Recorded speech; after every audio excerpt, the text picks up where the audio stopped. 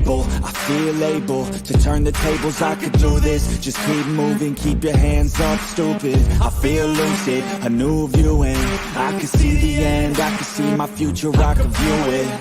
It's right there for the taking. Everything I've ever wanted, dreams are just waiting. I just gotta fight for it, willing to die for it, willing to like sort of. Hey, greetings from the year 3000, it still sucks.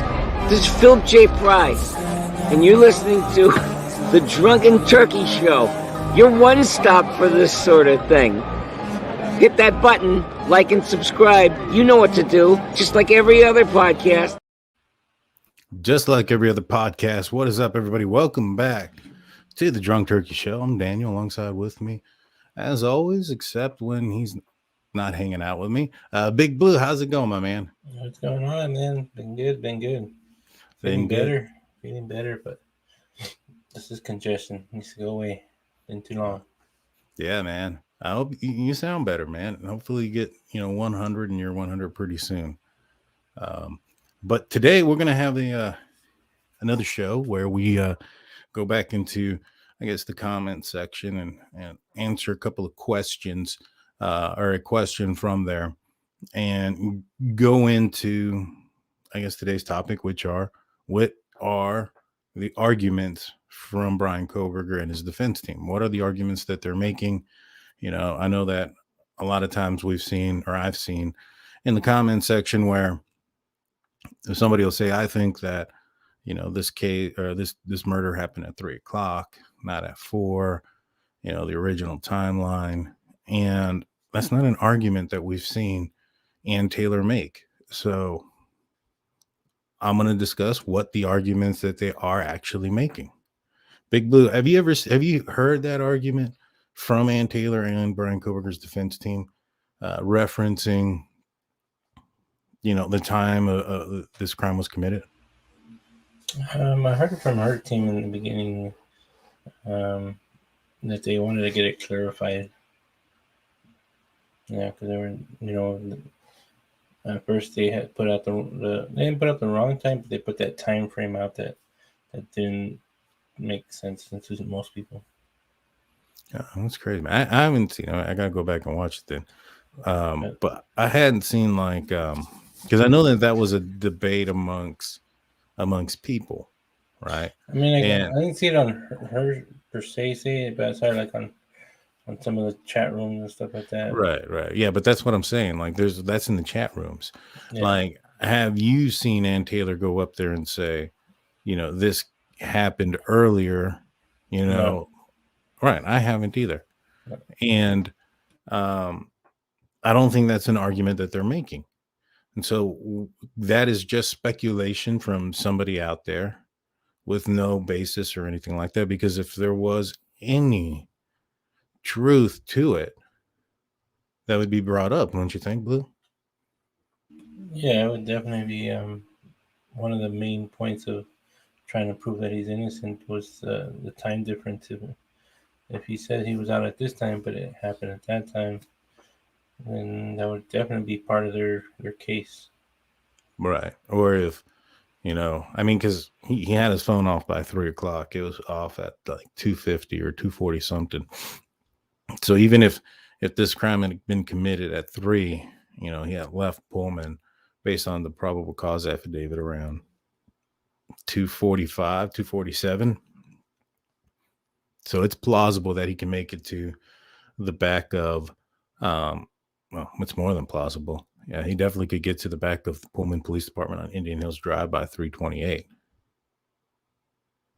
And so, that's the first time that vehicle was seen. So if they're saying that that's him, just driving around, that murders happened earlier, I think that they would be arguing that. I think we'd see some sort of motion. We'd see something other than delaying this another year. You get what I'm saying, Big Blue? Yeah. I get what you're saying. I've never heard it in court say that that's one of the reasons why that's not part of his defense, that he was the wrong timing. Right. Now, I guess there's possibility there that it could happen one time. Man, I'm lagging pretty good. Can you see me lagging, Blue? No, you're good on my side. Yeah, my sound was coming out, but my picture was frozen right now. All right. Well, as long as you guys can, it was coming clear. So let's go through the arguments that she's actually making. The first one that they made was the grand jury. All right. They were arguing that the grand jury didn't get all the information they were supposed to have gotten because the standard for grand jury was beyond reasonable doubt, which is the standard for the criminal case, not so much for in the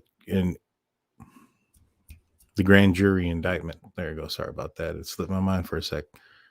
So they've already lost that. They've asked for an appeal, and they've already lost that as well. And now that's over with. But that was one argument. Blue, did you think what did you think about that argument? Sorry, I was reading the comments. Repeat it again. So the grand jury, the first argument is the grand jury, right? They said that the standard for grand jury indictment is beyond a reasonable doubt. Now that's the standard for, courts and for guilt or not guilty, right? Or if somebody's guilty is beyond reasonable doubt. Grand jury's always been, and not just in Idaho, but a lot of other places. And I may not say always, but in the last century or so, has been probable cause. If there's probable cause to go to court, there's an indictment, and you can move forward. This was in my opinion, a Hail Mary. What did you think about the argument of grand jury?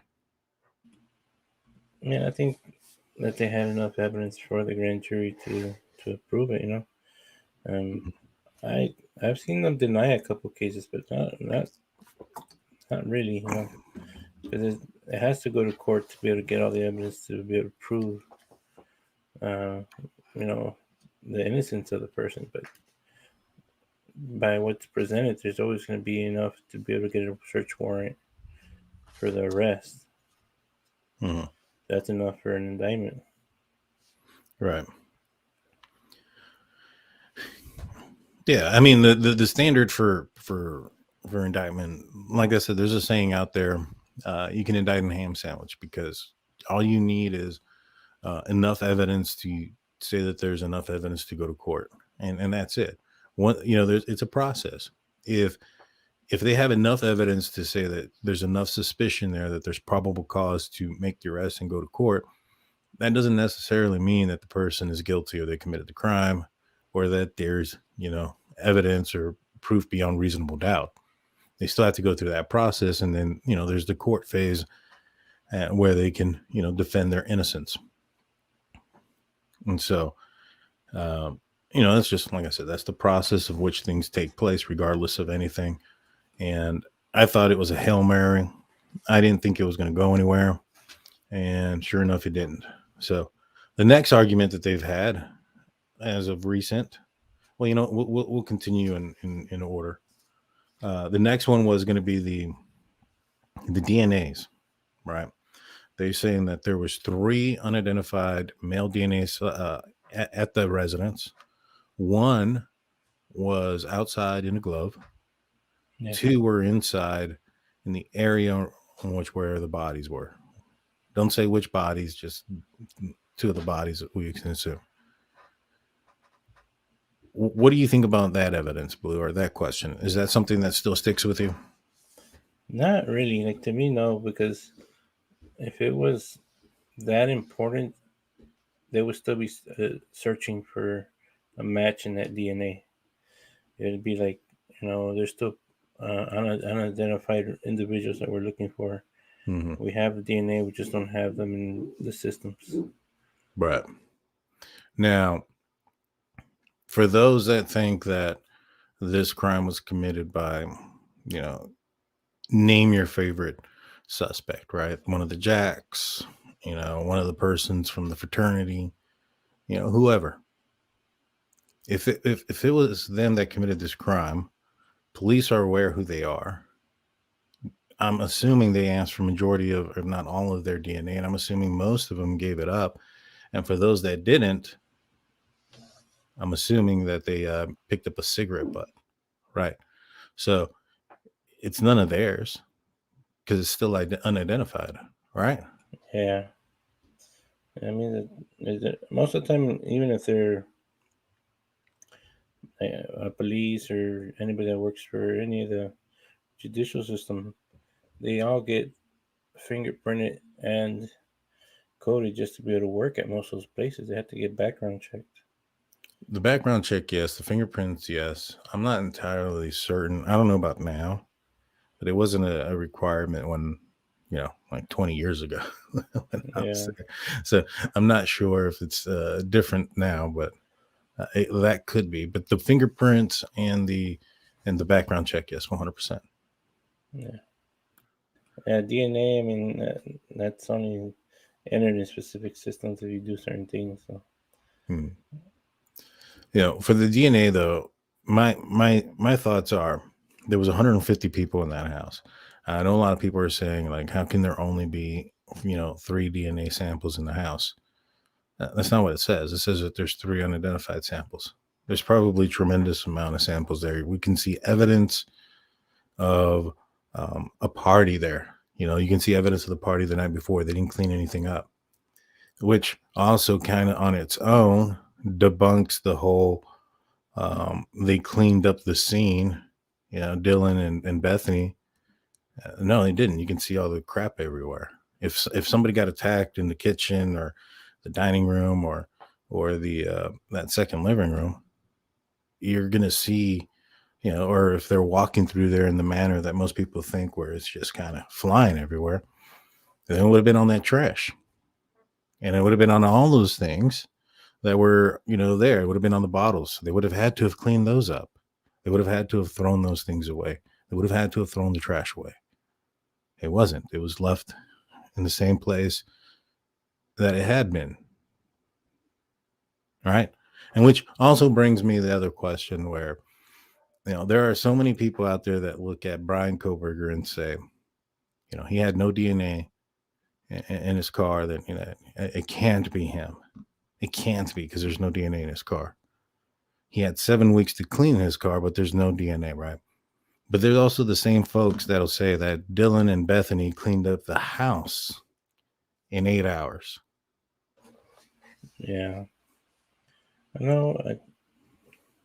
You can always tell that that's not 100% true because they couldn't open the door into one of the rooms without. Well, I don't even know if they attempted to open the door. From my understanding, it sounds like they never attempted to open the door. They never went to the second. They never checked on Xana's door or upstairs. I think, I don't know this, but I think that if any of them did move, I think Dylan went down to Bethany's room. At some point, whether it was, throughout the night or after Hunter Johnson arrived, he said, "I'm here. I'm going to go check over there." She got out and went downstairs to where Bethany was. I don't know. Those are possibilities because, the only reason I think that is in the statement, it does say that, Dylan's statement says originally I stayed in my bed. And he used the term originally, which sticks to me. You know what I mean? Yeah. But, how are they, people expect these 2 young ladies to have cleaned up a horrific scene, cleaned it up horrifically, like a horrific scene that police officers who are trained and have seen, some pretty horrific scenes themselves, whether it be accident fatalities or things of that nature, or people that have passed underwater and bloated and exploded. Those things are things you're trained in and to see, and things that you've seen. Those guys needed therapy. They were shook by it. And when we're supposed to believe that these 20 and 19-year-old girls, a couple of first year in college, no experience in forensics or things of that nature, were able to completely clean up the entire scene, only leaving one latent footprint. If they were able to clean it, and don't you think there would be evidence of the cleanup? Yeah. And since there's not any evidence of a cleanup, like, because if there was evidence of a cleanup, then, you'd probably see those girls in handcuffs. Like, I don't understand why they think that they wouldn't. They arrested Emma Bailey. People bring up Emma Bailey a lot. Emma Bailey was a young lady from the area.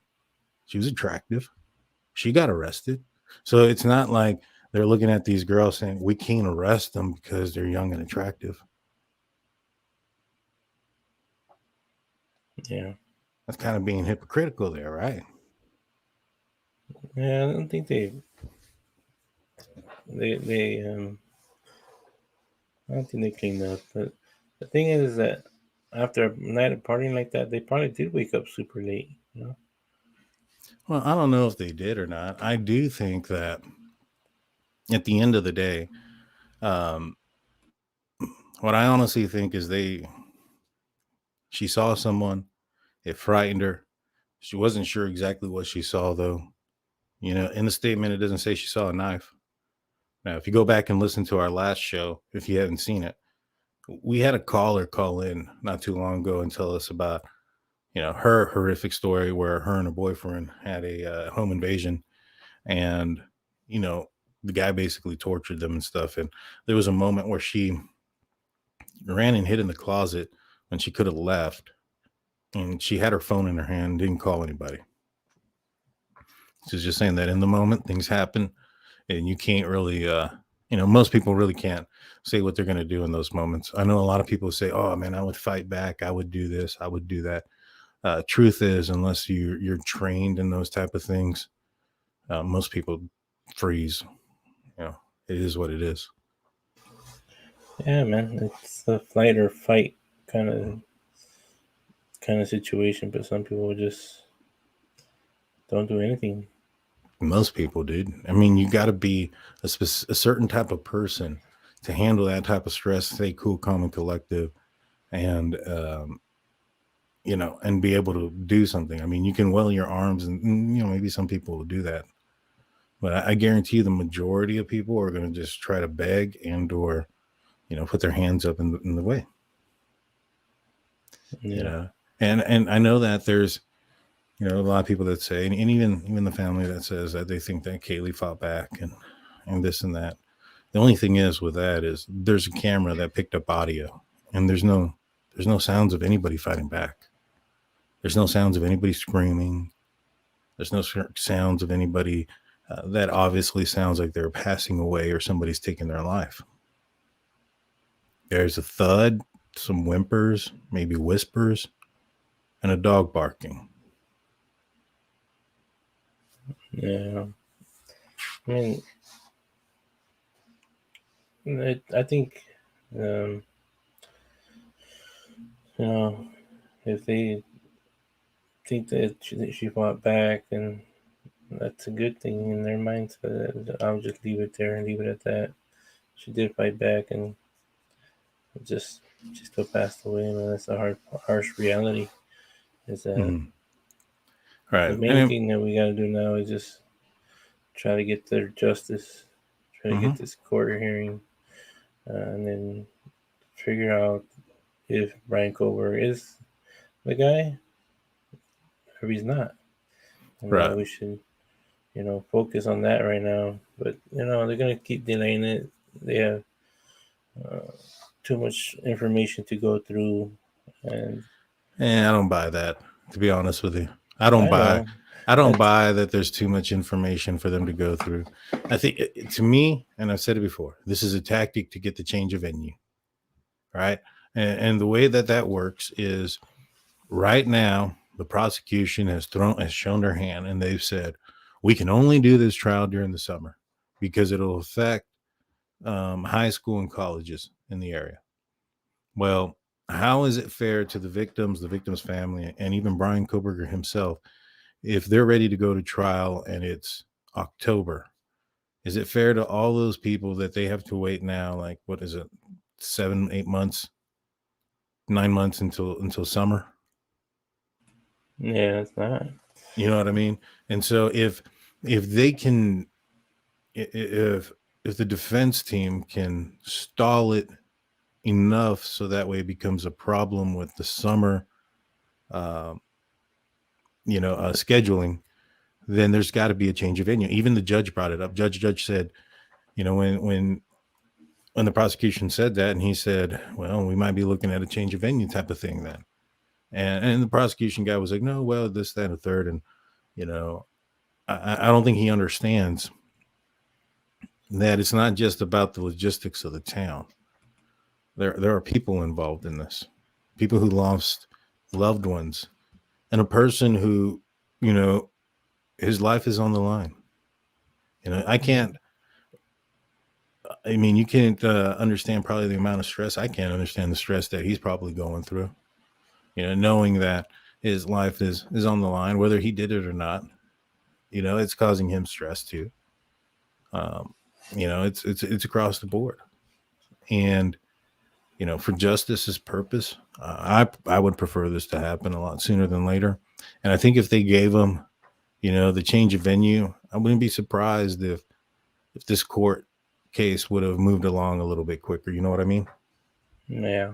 I mean, it might have, because they wouldn't have the excuse of, trying to work around the high school and the college schedules. That's the excuse for now for this, for not being able to have it during this time of year. But this summer, they're saying they're not even going to be ready for this summer. That they want another whole year and a half just to be able to prep. Well, they said that maybe the earliest would be March of 2025. Well, I think if they get the change of venue, then that might be plausible, or even sooner. Right. So that, well, just to kind of get back, we kind of went off there, but to get back on track, you have the 3 DNAs that are in the house. I find it suspicious that Ann Taylor was super specific where one was inside of a glove, outside of the house, and not so specific where the other two were outside of, vague description that they were in the area of where the bodies were. In my opinion, you're probably going to describe that as close as you can to the bodies, right? If it's on the opposite wall, 20 feet away, you're not going to say it's on the opposite wall, 20 feet away. You might say it's in the area. If it was, 5 feet away, you're probably saying that it was in close proximity to the bodies, right? And if it was on the bodies, just like she put it, that it was inside the glove, we're probably going to see that it was on the bodies. And so I think that it's going to end up being, a situation where those DNAs were found and it was unlikely that they were involved based on their location. And then you also have to look at resources, right? There's more than one case going on at a time, right? The world doesn't stop just because, this situation happened. The FBI require, their services for other agencies throughout the United States. And so their resources are limited. That's one of the reasons why they have a policy in which they don't do the IGG stuff until law enforcement has exhausted their techniques. It's not a law. It's not a thing that if they were to do it, that somebody's going to get off on it, right? Because it's not illegal. It's just their policy, and it's their policy so they can control, the resources, because it is limited. And so I know a lot of people are saying, well, I want to test this one and that one and that one and that one. Okay. If the first one comes back, that's real close to the bodies or underneath the body, you know what I'm saying, on a knife sheath, and that one comes back to somebody, and what do we know? We know that there's a white vehicle without a front license plate driving around in the area. And this person just so happens to have a white vehicle without a front license plate driving around in the area. Dylan said she saw a guy that was about 6 foot or taller, or her height or taller. And, medium athletic build. This guy's not short. He's not fat. So although it's a vague description, it doesn't exclude him.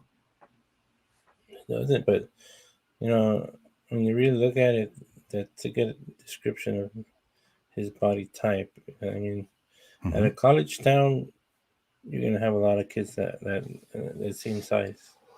So it'd be more difficult, but out in the you know. Yeah, but you got to narrow it down. It's not just their height and weight. You can't just look at all of them and say, "Hey, we have 500 kids that match that height and weight." Well, out of those 500 kids, how many of them have access to a wide Elantra? Yeah, Out of them, surely. where were their phones at? And out of those phones, which one can you tell they were somewhere else, or do they have an alibi? So you can deduce it down to a certain fraction of a number of people that you can investigate, right? Yeah. But so, anywho, I just think that when it comes to the 3 DNAs, it's probably irrelevant, and once they hit on Bryan Kohberger and they saw who he was, as far as his vehicle, where he lived, once they saw his name and they say, all right, well, this guy lives in Pullman, let's go look at the Pullman, Washington cameras. Hey, sure enough, he's there at 2:50. Let's see what time he comes back at 5:00 in the morning. It's interesting. Where'd he go?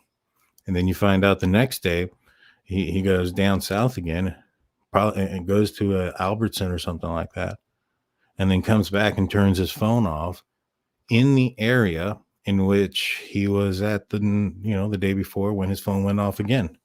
This time he's there for a few hours.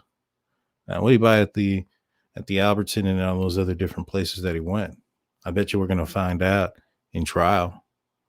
And wouldn't it be crazy if it's some sort of crazy different items that, if you put them together, turn into some sort of acid or something like that? The guy's smart enough to do so. Yeah. Would that look suspicious to you, Blue, if you found out that he went to one store and he bought three items, and then he went to another store, bought 2 other items, and another store bought something else, and then when you put all those items together, it creates some sort of chemical bath? I mean, I wouldn't be surprised because of what knowledge he can hold. Yeah. But the area is so wooded. I mean, I'm pretty sure you can hide it, dig it under a tree, and leave it there, and they won't find it. Maybe. I mean, you there's a chance that an animal will. Maybe, but especially if his clothes that I'm assuming took off before he entered his vehicle. If he buried those, if he buried those, it would be a smart thing to get rid of the clothes. But the knife, I mean, so those acids have to be pretty strong to dissolve a knife that size. So I would say he probably buried it somewhere. Yeah, I would assume the knife. Yeah, but the clothes, I would have thought maybe a fire, but people are aware something horrific happened, right? They're probably looking out for smoke in case somebody is lighting a fire in the area. You know what I'm saying? Because that's what I would have done. You know what I mean? I had, look in the air, see if you see any kind of fires or bonfires throughout the day and the night. And if you do, go check out what it is.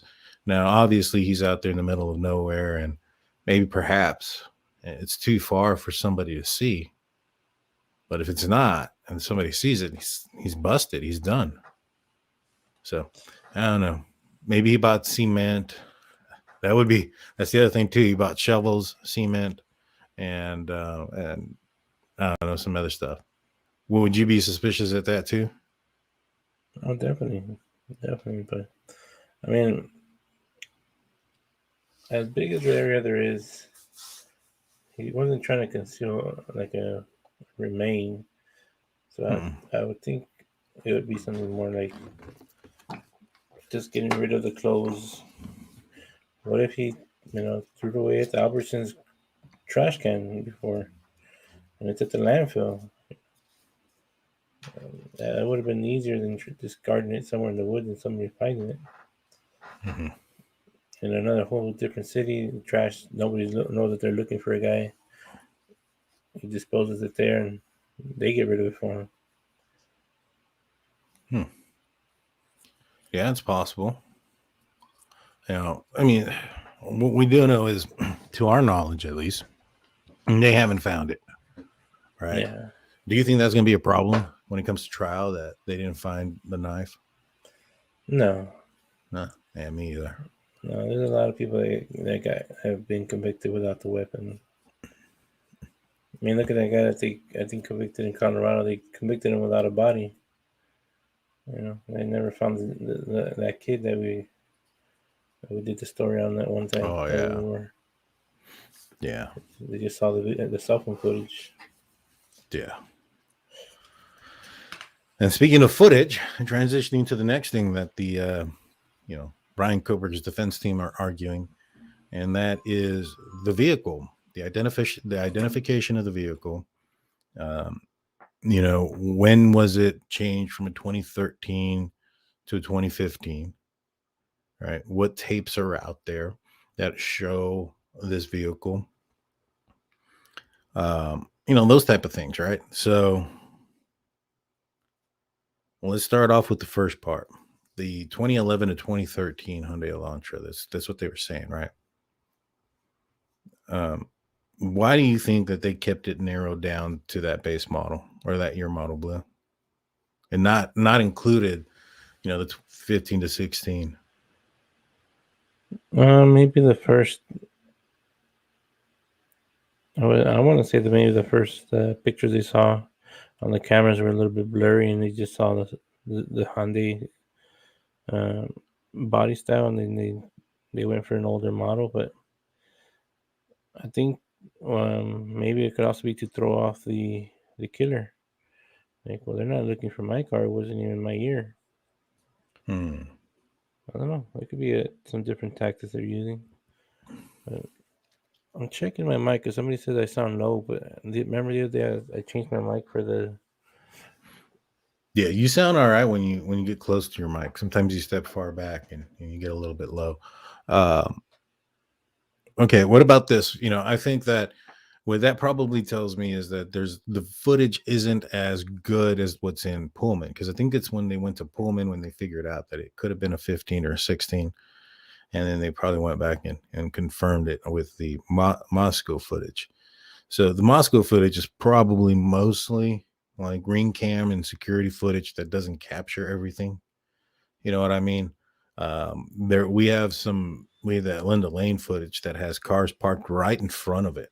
You can't see the license plate, and it's parked. Yeah. It's not moving, and it's right there because of the reflection. Now, police cams and those type of things that are designed to record license plates at night and take pictures of them. Those things are going to be able to show his license plate. And it sounds like, based on his, what we know and where he traveled through, that in Moscow, he kind of stuck to the neighborhoods and areas where there wasn't those traffic cameras. Yeah. And in Pullman, he really didn't care. And he drove through them. And I think that's where they probably also got his license plate. Now, here's the thing, though. And I hope he did this. I hope he did. Because one of the things that comes out as far as, well, I don't know. No, I don't think he did this. Because I was going to say, I think that the 2011 to 13 were like hubcaps. What did he put on some Steelies, right? So that it looked older. You know what I mean? Like a car without the hubcaps. And then swap it back out for the wheels that he had on it beforehand. Yeah, I don't know what. I mean, my guess is as good as yours. Why he used his own car? You know what I mean? As far as why he used his own car is because that's the smartest thing to do. Regardless of, unless you're super wealthy and you can purchase one under the table somewhere, some far away, and take out the VIN number, go in there and scratch out all the stuff, right? And then afterwards, destroy all the VIN numbers and all the locations, and then after the crime, go burn it up. Yeah. Right? If you don't have that ability to do that, to go and purchase one somewhere else, bring it all the way back and do those things to it, if you go out there and steal one, you got to get away with 2 crimes. And if you get busted with one, you're going to get busted for the other. It's going to be pretty easy to connect those dots. You borrow a car, You better hope that person don't talk. And if it was Bryan Kohberger that committed this crime, who's he borrowing a car from in that area? It didn't sound like he had very many friends, right? You know, I mean, you can rent a car, but there's a paper trail, and police are going to go check that out too. So you really have no choice if you're Bryan Kohberger in that situation. But back to this. So the identification of the car, when and where it was changed, I don't think is going to matter as much when it comes down to trial, because they're going to ask an expert, could this vehicle be a 2013 to or 2014 to 16? And I highly doubt, I don't know. I doubt that Ann Taylor is going to find an expert that says, no, that's an 11 through 13, right? You know? Yeah, I think once they go through more of the footage and they have better ideas of what it was. Because she's not even denying the car right now that I've seen. She said that there's that the vehicle that they used to identify one of the vehicle was traveling the wrong direction at the wrong time, something of that nature. Right. So they're going to have to come in and say that it can't be one of those. And I find that to be very hard. I think that there's no way that that's going to be able to come back. Yeah. You know what I mean? Because, you know, they're going to have footage of that vehicle doing that 3-point turn right there in front of the victims, like that King and Queen Road intersection. That is going to say a lot. Oh, yeah. And I mean, just by them knowing he did a 3-point turn, that means they know that something recorded it, because, I mean, he could have said he went down the street and did a U-turn at the dead end. Right. Yeah. So that piece of footage there is going to tell a lot. And the prosecution just has to get an expert or two that look at cars and say, is it possible that it's this car? You know, a 15 or a 16, they say, yeah. It's not like it's not like it magically changed, right? Like the footage magically changed, you know, when it was put out there, and say, oh no, it was a 13. They said it was a 13 then, now they're changing it. It's the same footage. It's just somebody else looking at it from probably a different perspective, and maybe seeing something that wasn't seen it the first time. Yeah. I mean, that would be crazy, right? If he did something. I want to answer that question before you put that down, and then let's put up the members and the gift stuff, and then we'll continue this. But put that question back up. Why is there only one footprint? Surely the unaliver has 2 feet, right? Well, it says that there was one latent footprint, right? And latent meaning that they can make out what it is. All right. It doesn't mean that there wasn't any other footprints. There could have been other footprints in there, but they couldn't make out the diamond pattern, right? Or there could have been other markings that wouldn't be able to tell that it was a footprint, right?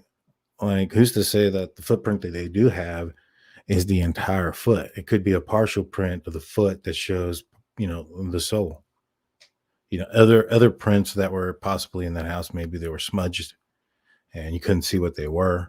So it said it was only one latent footprint, not necessarily that there was only one print in the house. And let's bring up some of these starred stuff. We have Serious Black coming in with becoming a new member. Thank you so much. We appreciate you. Afton Ward gifted 1 Drunk Turkey Show membership, and then another one. Thank you so much, Afton. We appreciate that. And Canadian True Crime Buff came in with 5 gifted Drunk Turkey Show memberships. I'm gonna do a live membership on probably Saturday, maybe Sunday. I'm not sure which day, so keep your eye on that. But for those that, you know, can't do the membership stuff, the member only live will be airing out on Spotify like on Tuesday, so you'll still be able to see it.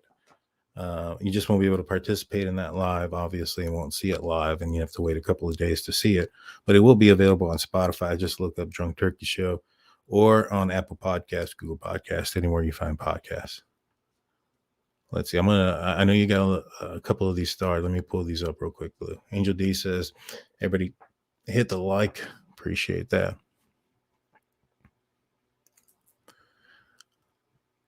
GJ doesn't need beyond reasonable doubt. It requires probable cause. Yeah. And referring the grand jury. Yeah.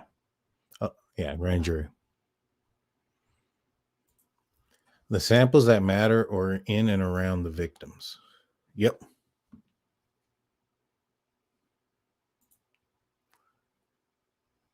Yeah, it's weird that they don't mention where they found the other two unknowns. Correct. Guys, you can't forget that what we saw is not the full. Yeah, we haven't seen the full piece of evidence or anything like that. We're just only seeing partial parts of it.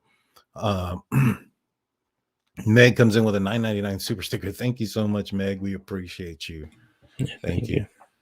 All right. Let's get back into the podcast. Get back into the the content. Let me share my screen real quick. So we had and this is going into our next topic that we're going to be talking about, which is Ann Taylor asked for training records of a couple of different, officers. There was a hearing back, I think either June or July. I have it pulled up. We'll watch it. And what do you call it? We'll go back into it. We'll listen to what she says. But the question was some of these training or the training of some of these officers. And we had the question in the comment section. So let me bring up that question.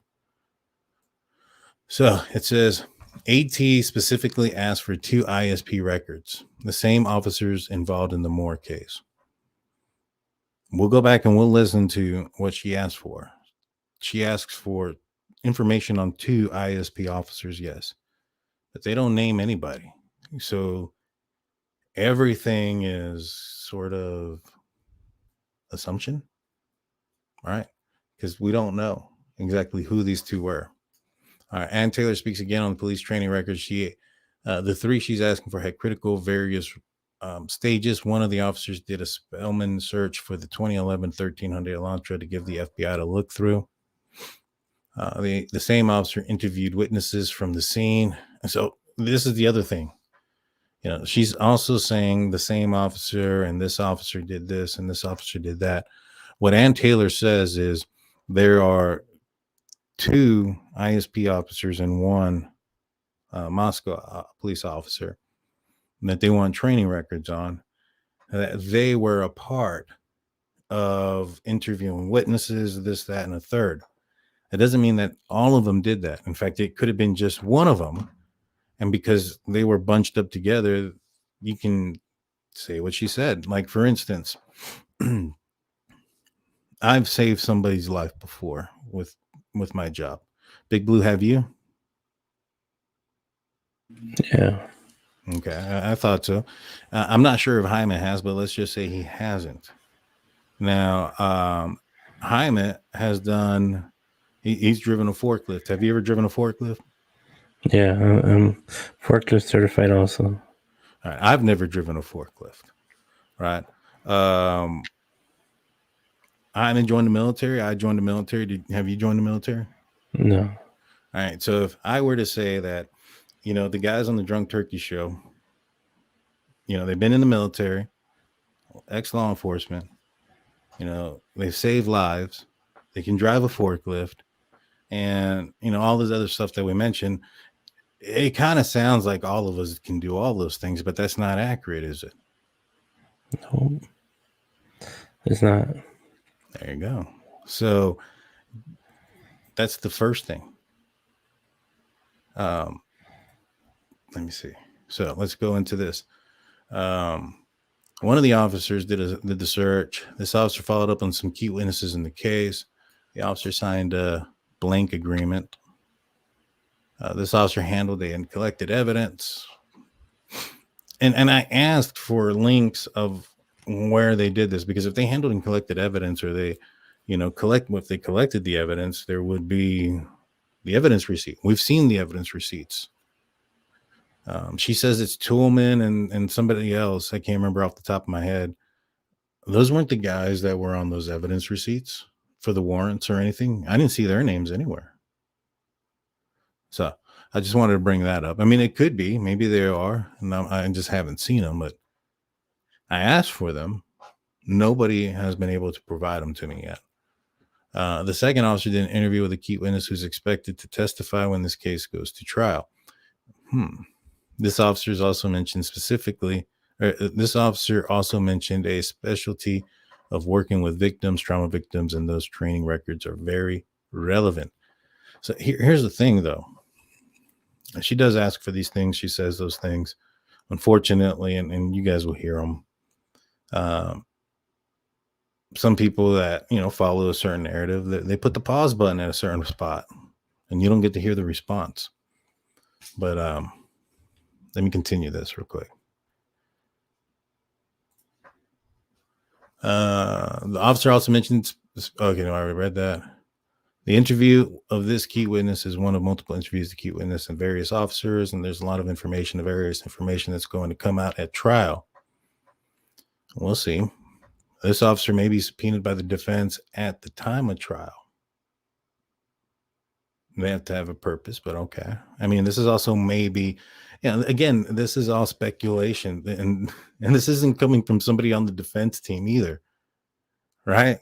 This is coming from somebody in the chat who's hearing it from somebody on YouTube somewhere that, oh, they're going to do this. Let's see. Because right now, when it comes to Bryan Kohberger and the stuff that they intend to show that he's innocent, comes from cross-examination of witnesses, not necessarily them bringing up a witness. But we'll get to the witness part. What's up, Big Blue? No, nothing. I was just going to put that up there. Oh, nice. Thank you so much, Meg. Yeah, thank you, man. All right. The third officer did multiple interviews, dozen or so, many of them after the arrest of Mr. Kohberger.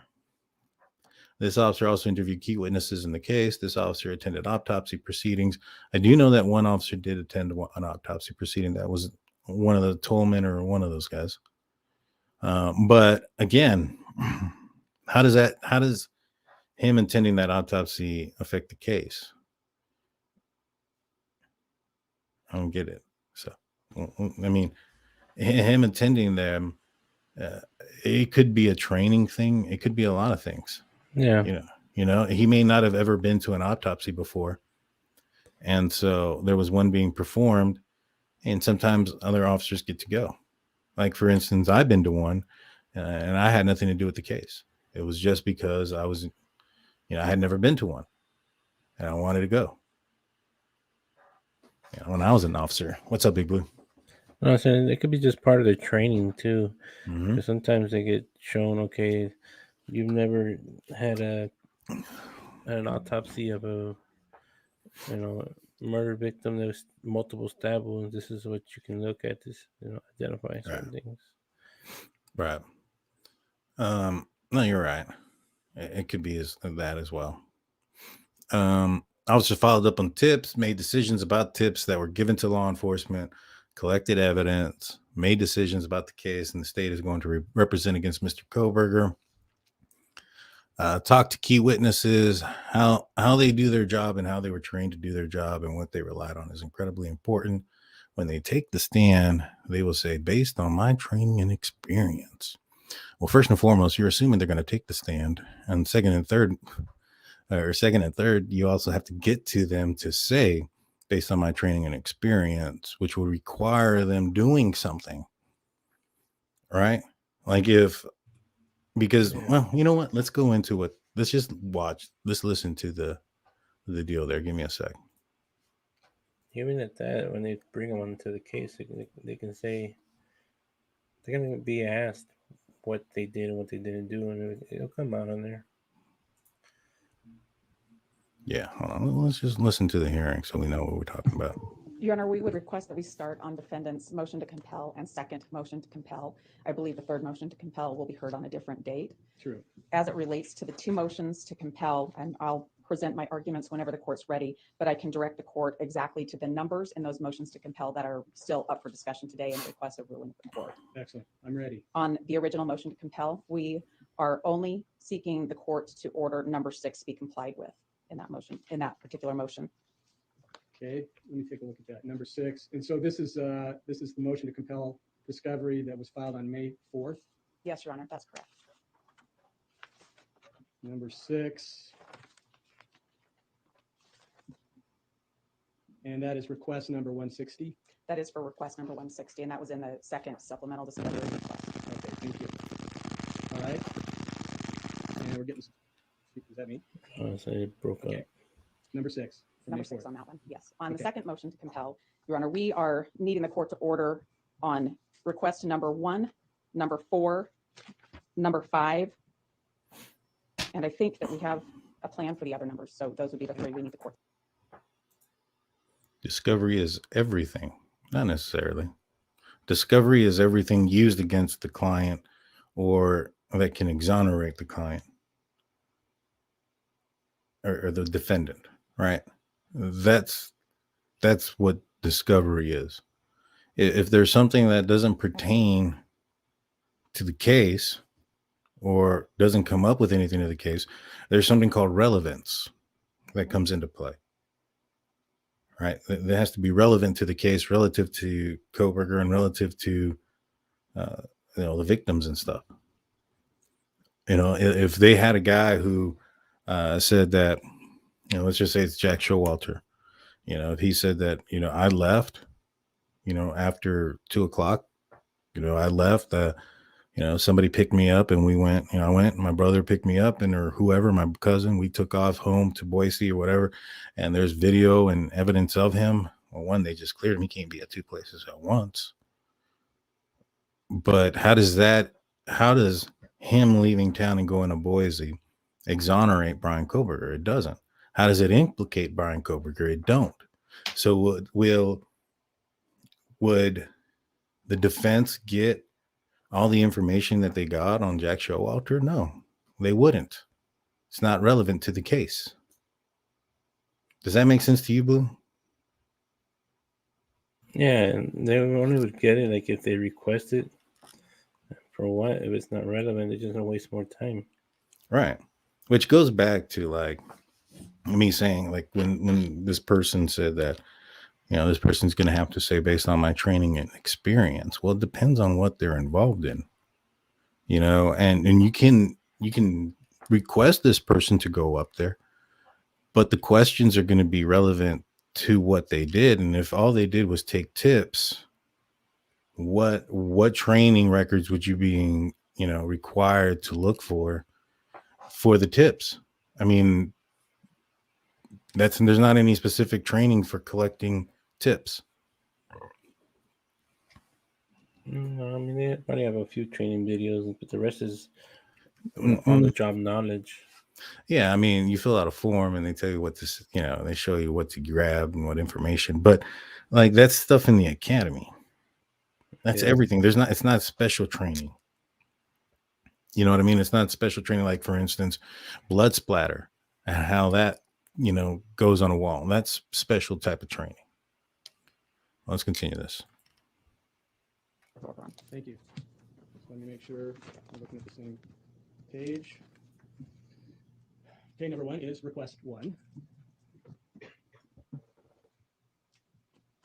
Number 4 is request 23. I'm sorry, Your Honor, it's number 2, request 4. Okay, I apologize. Number 2, request 4. Okay, and then you said number 5. And number 5, which is request 109. Okay, thank you. All right, and that's the second motion to compel discovery. Correct.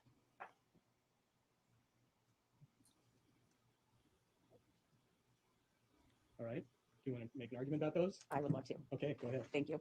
Your Honor, first, I want to start with talking about the discovery process. As the court knows, we have been representing Mr. Kohberger since the very end of December of 2022. And during the course of the last several months, there has been a lot of discovery that's been requested and a lot that's been supplied. I come here asking the court to compel discovery. I'm seeking an order directing that we receive this discovery. I'm not seeking any other kind of sanction. I don't come here saying that the prosecutor has done something wrong. I come here saying that there are things that we have a disagreement about whether I should get them or when I should get them, and we seek a court order to assist us in this regard. Yesterday, we filed an exhibit that related to our motions to compel, and the purpose of that exhibit was to show the court how the discovery is coming in and what we are weeding through to try to find the information, and to let the court know that our office is making extraordinary efforts. Mr. Kohberger's team works nonstop, and when we So basically, and kind of now that what we know is that they're getting an extraordinary amount of evidence at a time against their client. Right? She talked about the amount of evidence that they have against their client. Big Blue, I got a question for you, man. Does more evidence or a lot of evidence typically mean a weaker or stronger case against somebody? I want to say it makes a stronger case against you. They got more evidence against you per se, like just about you. But if it's evidence about the whole case, it's hard to tell. You know what I mean? Yeah. If they're going through all the 10,000 tips that they received, and some of them are way out there, and that's why they should have a team that works for them. And their paralegals do all that sifting and only bring them the good information. Right. That's why I'm just saying, like, I don't know how she don't have a team of paralegals. Oh, they or do, other man. lawyers. It's the amount. There's just so much evidence against them, like 51 terabytes. There's so many visual evidence. And the thing is, he's not helping them, right? Like they said a while ago, when it came down to his alibi, she said that he takes long drives. And the judge said, that's not really an alibi. And she said, well, that's all that he's been able to, that's all he's told us. And it was kind of a dig at the prosecution, because the prosecution hasn't been able to release, or wasn't, especially at the time, the IgG information, because that was done by the FBI. And he didn't have it. It just wasn't in their possession. They weren't giving it up. And that's what she said. He said, we just don't have it. And her statement back was, well, we just don't have it. Well, fast forward to this last trial, and she said that they're still, when it comes to the alibi, that they'll wait until, they can cross-examine some witnesses, which is another reason why they want to stall. They're hoping that, with time, the witnesses could forget some things or whatever, not be as accurate. Well, anyways, I digress. I'll go back. So there's just so much evidence against him. It's just stacked up against him. It doesn't really mean that it's less evidence. And I saw somebody say 400 witnesses means no witnesses. Not necessarily. That's also a statement that was made by Ann Taylor. It wasn't a statement made by the prosecution that they have 400 witnesses. Okay, so, even if they did have 400 witnesses, they pretty much just have to interview 2 a day, and they would go through all the witnesses within a year. That's just 2. I'm pretty sure they can go through a lot more than 2 witnesses a day. Nobody wants to talk to them. They keep slamming the door in their face, though. And that's the other problem, right? Nobody wants to talk to them. So that tells me that all those witnesses are probably in Kohberger's favor. Not people that are going to be saying anything good about him. And, people that don't want to get involved in it, from that aspect. And that's simple. Check them off the list of non-compliant. Send them a, subpoena to the court. Yeah, that's all you can do. Subpoena them, and then you'll have your moment to question them in front of judge and jury. Else. Yeah. Right. So just tell them, look, it'd be nice if you can talk to, just have a few questions. Now we'll just subpoena you and we'll see you in court, or you can deal with your consequences. Yep. That's what they tell everybody anyways. Yeah, 100%, dude. 100%.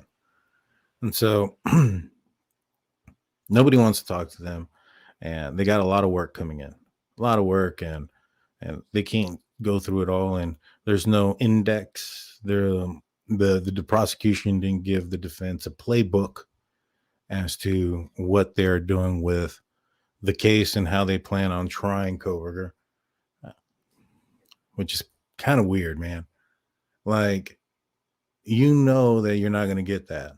You know you're not going to get, everything handed to you like, oh, this is the first thing we're going to do, and then next we're going to use this evidence, and this is how we're going to use it. We had a defense attorney come out on the show not too long ago. I recommend going back and checking it out. You can check it out on the Bryan Kohberger Idaho4 playlist that we have. Look for the lawyer. And he said it before when he was a defense attorney that's how they do it. It's a tactic from the prosecution. It's something that's done. The defense has their tactics too, right? And so it happens, and that's something that he already knows that he's probably going to have to do. It's very rare that they give them some sort of playbook. So yeah, they're not going to say, "Oh, this is what we're going to use 100%," because you're going to shoot it down. So they're going to throw as many curveballs at you as they can. Same way they throw curveballs at them. Now the main thing is like the terabytes. I mean, it's like anything, man. It's a puzzle. You have to put it together yourself.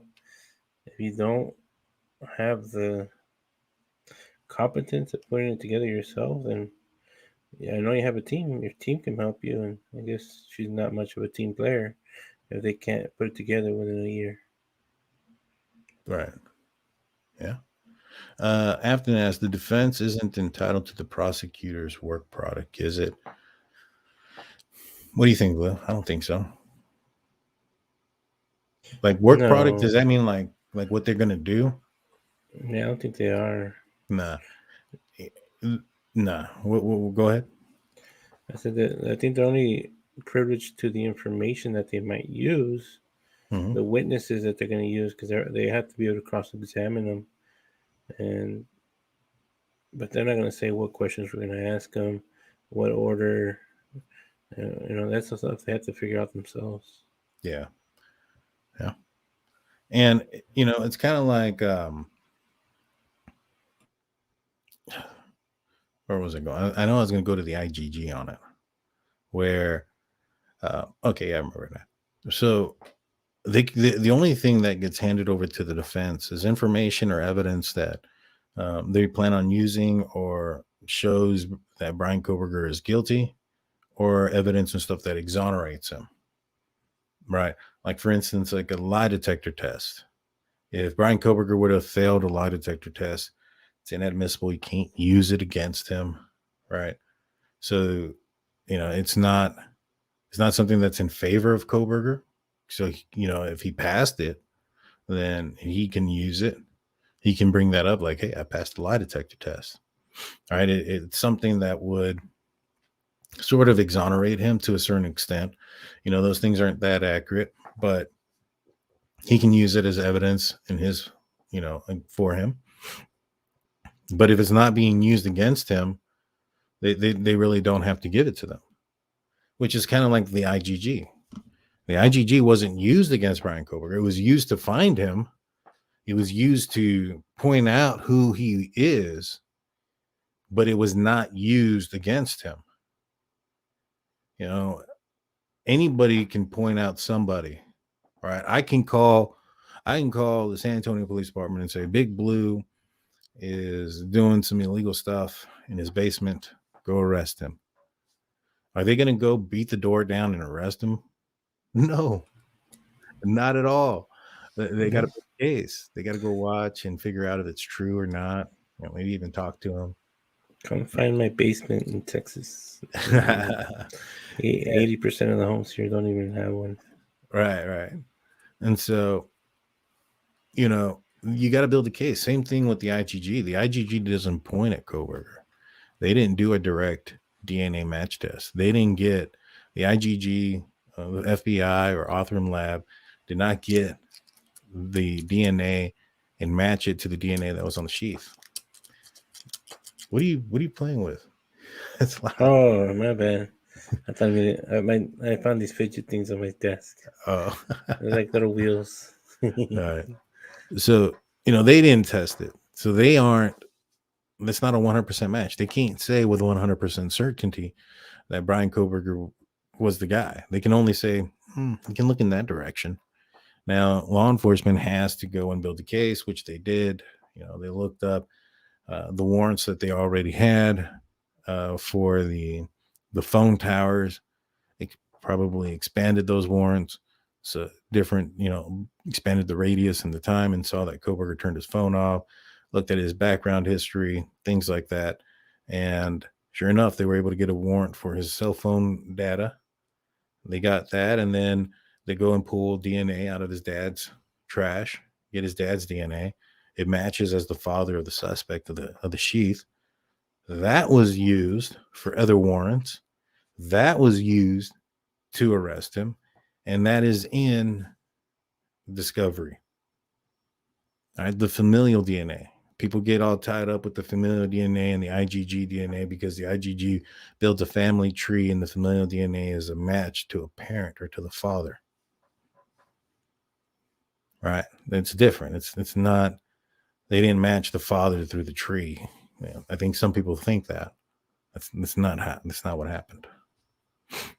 But let's continue this. I tell you what, though, man, they are fun, though. What's that? So the forklifts are fun, though, to drive. I bet, dude. I've never driven one, man. The turn radius, man, they're so, because you can just flip them around, real quick. Mm-hmm. But on wet floors, they're you're just drifting.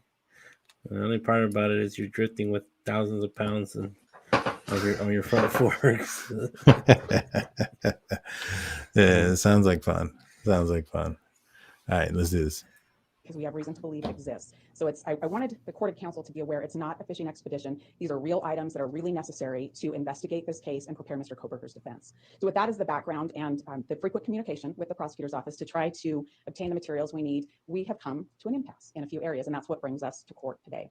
As the court knows, discovery is governed by statute 1309 and Idaho Criminal Rule 16. And the purpose of discovery is really to prevent an unfair trial, to prevent trial by surprise, and also to protect a charged person's rights to meet their defense. It protects their Sixth Amendment rights to have a sufficient and a prepared counsel, I should say, as we have a duty to investigate the case. So in preparing our case for Mr. Kohberger, we've asked for several things that we still need. I'll talk first about request number 6 in the first motion to compel, and that stems from discovery request 160. It's training records. These are training records of 3 specific police officers. Your Honor, we have not asked for training records for every officer that has had anything to do with the case. I would not want to stand here and let the court think that this is an exhaustive list of the officers that we might need training records for, but these are 3 officers that we've requested them for, and the state has indicated they're not willing to give us the training records. These 3 officers are officers that have each conducted critical interviews with critical witnesses in the case, made decisions about the interviews, made decisions about evidence, and conducted other kinds of investigations. We seek their training records to understand their processes. The training records, Your Honor, they are records that we've been able to obtain from various police agencies in the past. In this circumstance, they're not records that I can find on my own. These are not things that are on the internet. They're not going to just hand them over to me. The 2 of the officers that we've requested them about are Idaho State Police officers. I have often received training records for Idaho State Police officers in the preparation of other cases during the course of my career. They are imperative for us to understand the specialty in interrogating and interviewing people, and for making the decisions that they made with regard to things taken as evidence in the case or things followed up on or not followed up on. That is the purpose for those records, and we're asking the court to order the state to provide the training records for those 3. Well, it paused on its own anyways, but I wanted to stop that. This is also in the perspective of the defense team, right? The defense is the one that's saying that these are important. These witnesses that they talk to are important. It doesn't necessarily mean that's true. All right. The state or Ann Taylor can say whatever she wants from her opinion, right? In her opinion, these people are important. The people that she talked to are important. So she can say that. Doesn't mean it's true. Right. And the state has a response. Now, the state can't lie either. That's perjury. Right? Everybody says, oh, Ann Taylor can't lie. So what she says is 100% fact. Well, neither can the state. Let's continue. officers. Moving on then to our second motion to compel. And what we are looking for is. All right. So real quick, that was a training record. Did you hear specific officers, Big Blue? I said 3 officers and 2 are Idaho police. But did Idaho you say State. their name? I did not hear the names. Okay. So it is assumed that it's Gary Tolman and I don't remember the other guy's name. Those guys are supposedly, the narrative is that they were responsible in framing some guy, right? Dr. Moore. There was a situation where, and I kind of looked into it, right? There was a situation that this chiropractor, he was accused of killing another chiropractor who was shot in the head. And the officers went, they took him in for investigation and interrogation. And apparently he asked for a lawyer. These guys would leave and then they'd come back and they talk a little bit and he'd ask for a lawyer. So they'd leave and they'd come back. Apparently he didn't have a lawyer. So, I mean, I don't know. Me personally, I was never an investigator. So that part, I mean, I don't know who gets him a lawyer. If that's, I don't think that's the police department's fault, duty to get him a lawyer. They had charged him. So I think he would have had to just wait until one was appointed to him. I think that's how it goes. Yeah, I think they just they assign you one, and then but you choose not to talk no more. They normally take you back to the cell. Right. And no, I know that aspect, but what I'm saying is because I've heard people say, well, like, whoa, you ask for a lawyer, they bring one, and then you talk. And I'm trying to remember, but like I said, I was never a detective. I was just a beat officer, so a police beat officer. But yeah, I think that's how it goes. If you want a lawyer, all right, they throw you back, and then whenever you see the judge and they, find you indigent to get one, and then they appoint you one if you can. If not, then you got to wait to go buy one. Now, it is possible, people can revoke their rights and decide to talk. Right? I read apparently this Dr. Moore is suing the department there because. After he requested a lawyer a few times, he confessed. Right now, they say that the confession was coerced because he had asked for a lawyer and they wouldn't give him one. I don't think it's the department's responsibility to give him one, for one. And two, I think he was asking to speak to somebody, specifically the chief. And in those situations, the chief was telling him, and he read him his Miranda rights and told him, if you've asked for a lawyer, we can talk. You have to, tell me that you want to talk. And apparently he said he did. So, but because, he'd asked for a lawyer a few times, they dismissed the charges. And it doesn't necessarily mean that he's innocent, that he didn't shoot the guy. It just means that I think they failed to read his Miranda rights properly, which they were asking him some questions ahead of time, and didn't read his Miranda rights until about midway. And so that's also why the case was thrown out. And I think this guy is suing them, but people are saying they framed him. That's not necessarily a frame job. If people, sometimes people go and they get arrested and they're innocent. They go to court and they prove, or they find reasonable doubt, and they go free. That's part of the process. I don't think they got that far with this guy. I don't know if they planted evidence. I think that the word was coerced, a confession, and I think because his wife had a gun that was the same model as the one that was used to kill the guy. But I don't know. The thing that happens, though, or the thing is involvement, right? These guys did something. Let's just say everything's true, right? The Brady, the Giglio, the whole 9 yards, right? And it's these two specific ISP officers that she's referring to. It comes down to, all right, what part of the case were they involved in? Now, she's saying that it was part of witnesses. Let's hear what the defense says. they were a part of. Is I mean, a the lot of prosecution. information from the FBI CAST team, as well as the FBI forensic examiner team. What we're talking about here is the CAST team are the FBI examiners that used cell phone records to provide a lot of information that found its way into the probable cause affidavit that the state relied on in arresting Mr. Kohberger. I had the opportunity to meet with the prosecutor, and they indicate that we will be getting those items in number 1 and number 6 disclosed to us, but we don't know when. So I'm asking this court to issue an order with a date certain to obtain those records. These are bits of investigation that the FBI conducted that relate to Mr. Kohberger's cell phone, and the state has relied on that in their affidavit to say that Mr. Kohberger was in certain places at certain times. So these are bits of information and analysis that's been done since December. We are now at the end of June. We do not have those records yet, Your Honor. They are something that's been relied upon by the state for the PC affidavit to arrest Mr. Kohberger, as well as to obtain a variety of search warrants. It's information that the state has agreed we should have. So we ask the court for an order with a deadline to get that. I want the court to know, I don't think that Mr. Thompson or Ms. Jennings are trying to withhold this. I think they'll give it to me when they have it, but I think an order from the court saying this is the date certain may help them get the information a little bit more rapidly. I'll move on to our last request, and that's number 2 in the second motion to compel, request number 4, and that has to do with the FBI forensic examiner that told the state to look for a white Hyundai Elantra. This is the examiner that originally there were certain years looked for, and that year range was expanded. I believe I have the communications between the police department and the FBI about how that date range changed, but what I don't have is the report from the examiner. I did receive the CD, curriculum vitae, from about the examiner late yesterday from the prosecutor's office. So I'm asking the court to order a deadline for the report to be given to the defense. Again, the court's read the probable cause affidavit that led to Mr. Kohberger's arrest, and the court can see that this vehicle identification was heavily relied on by the state to arrest Mr. Kohberger, as well as to obtain a lot of other search warrants. This is information that is very necessary for us to prepare our case. I don't think Mr. Thompson and Ms. Jennings are withholding anything.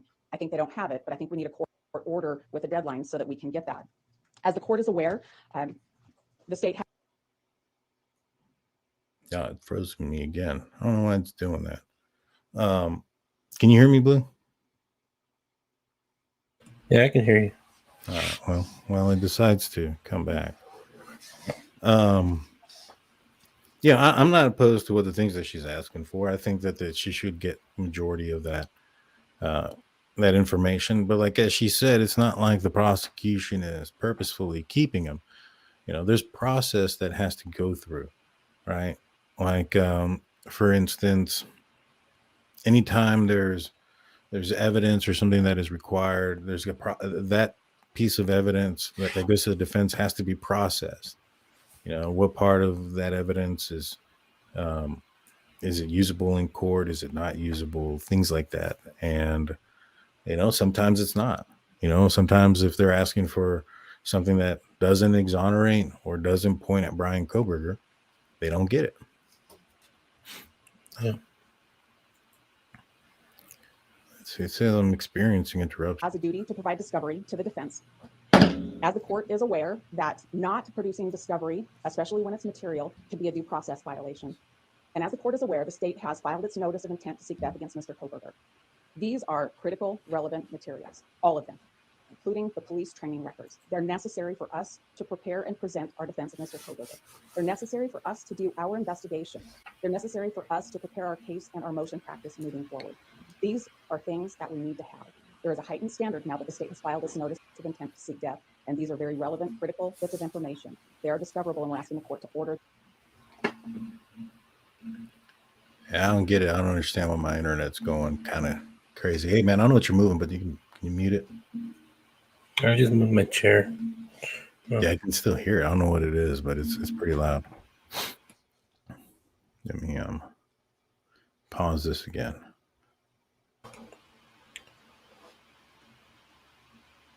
The baby supplied to us. Thank you. Thank you, Mr. Thompson or Ms. Jennings? Okay, Ms. Jennings. Thank you. So Ms. Taylor's correct. She has everything that the state has.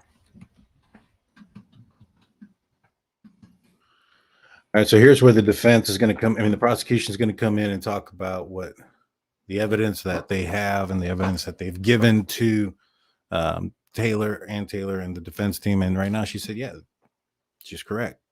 She's been given everything that the state has.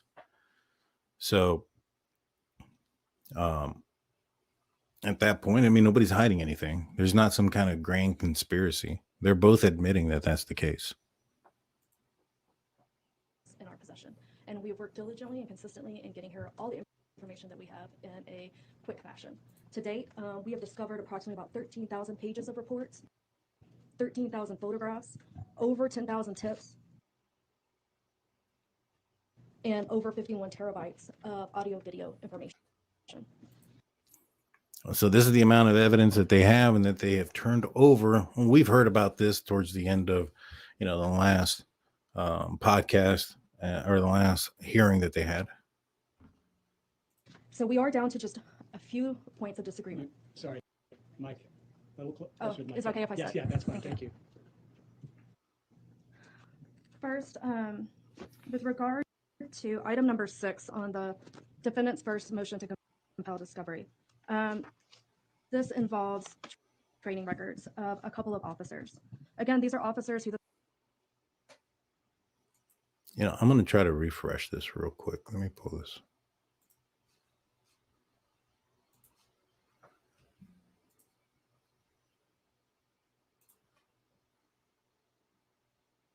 Can you still hear that noise? No, it's gone. First, with regard to item number 6 on the defendant's first motion to compel discovery, this involves training records of a couple of officers. Again, these are officers who the state would argue are not material to the case. They've interviewed other witnesses. They wouldn't even be. Let me pause this because this is important. Let me back this up.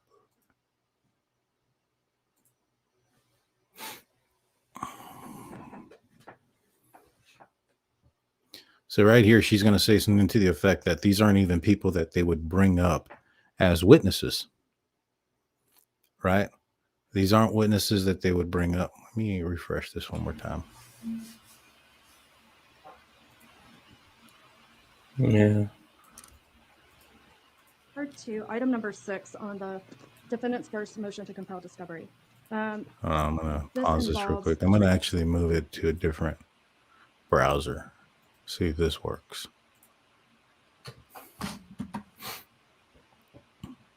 All right, let's play it here. A few points of disagreement. Sorry, Mike. A little Oh, closer to Mike. is it okay if I Yes, start? yeah, that's fine. Thank you. Thank you. First, with regard to item number 6 on the defendant's first motion to compel discovery, this involves training records of a couple of officers. Again, these are officers who the state would argue are not material to the case. They've interviewed other witnesses. They wouldn't even be called by the state to testify at trial. And the state objects to this because training records of specified officers aren't included within Rule 16. So these aren't even officers that they plan or intend on calling in for trial. They don't intend on bringing them up. So if they took samples of something and their names were on paperwork that they took evidence or they talked to certain witnesses and they filled out these reports that they did so, I mean, they would have had to, because if not, then, the defense wouldn't know about it, right?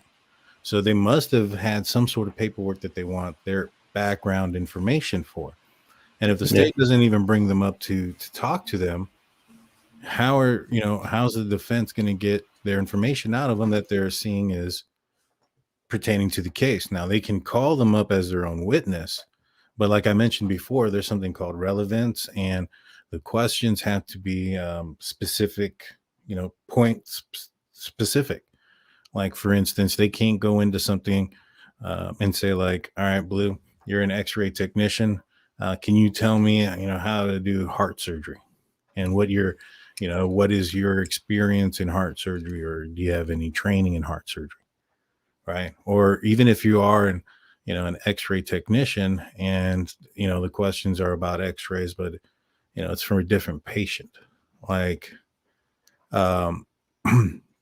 those questions have to be specific So if they go into this situation and say, how do you think the evidence was collected? How was the knife collected? Or they ask him, if he didn't collect the knife, and they go into asking, what is your training on collection of evidence? The state is going to object and say relevance. He didn't collect anything. And they're going to win that objection.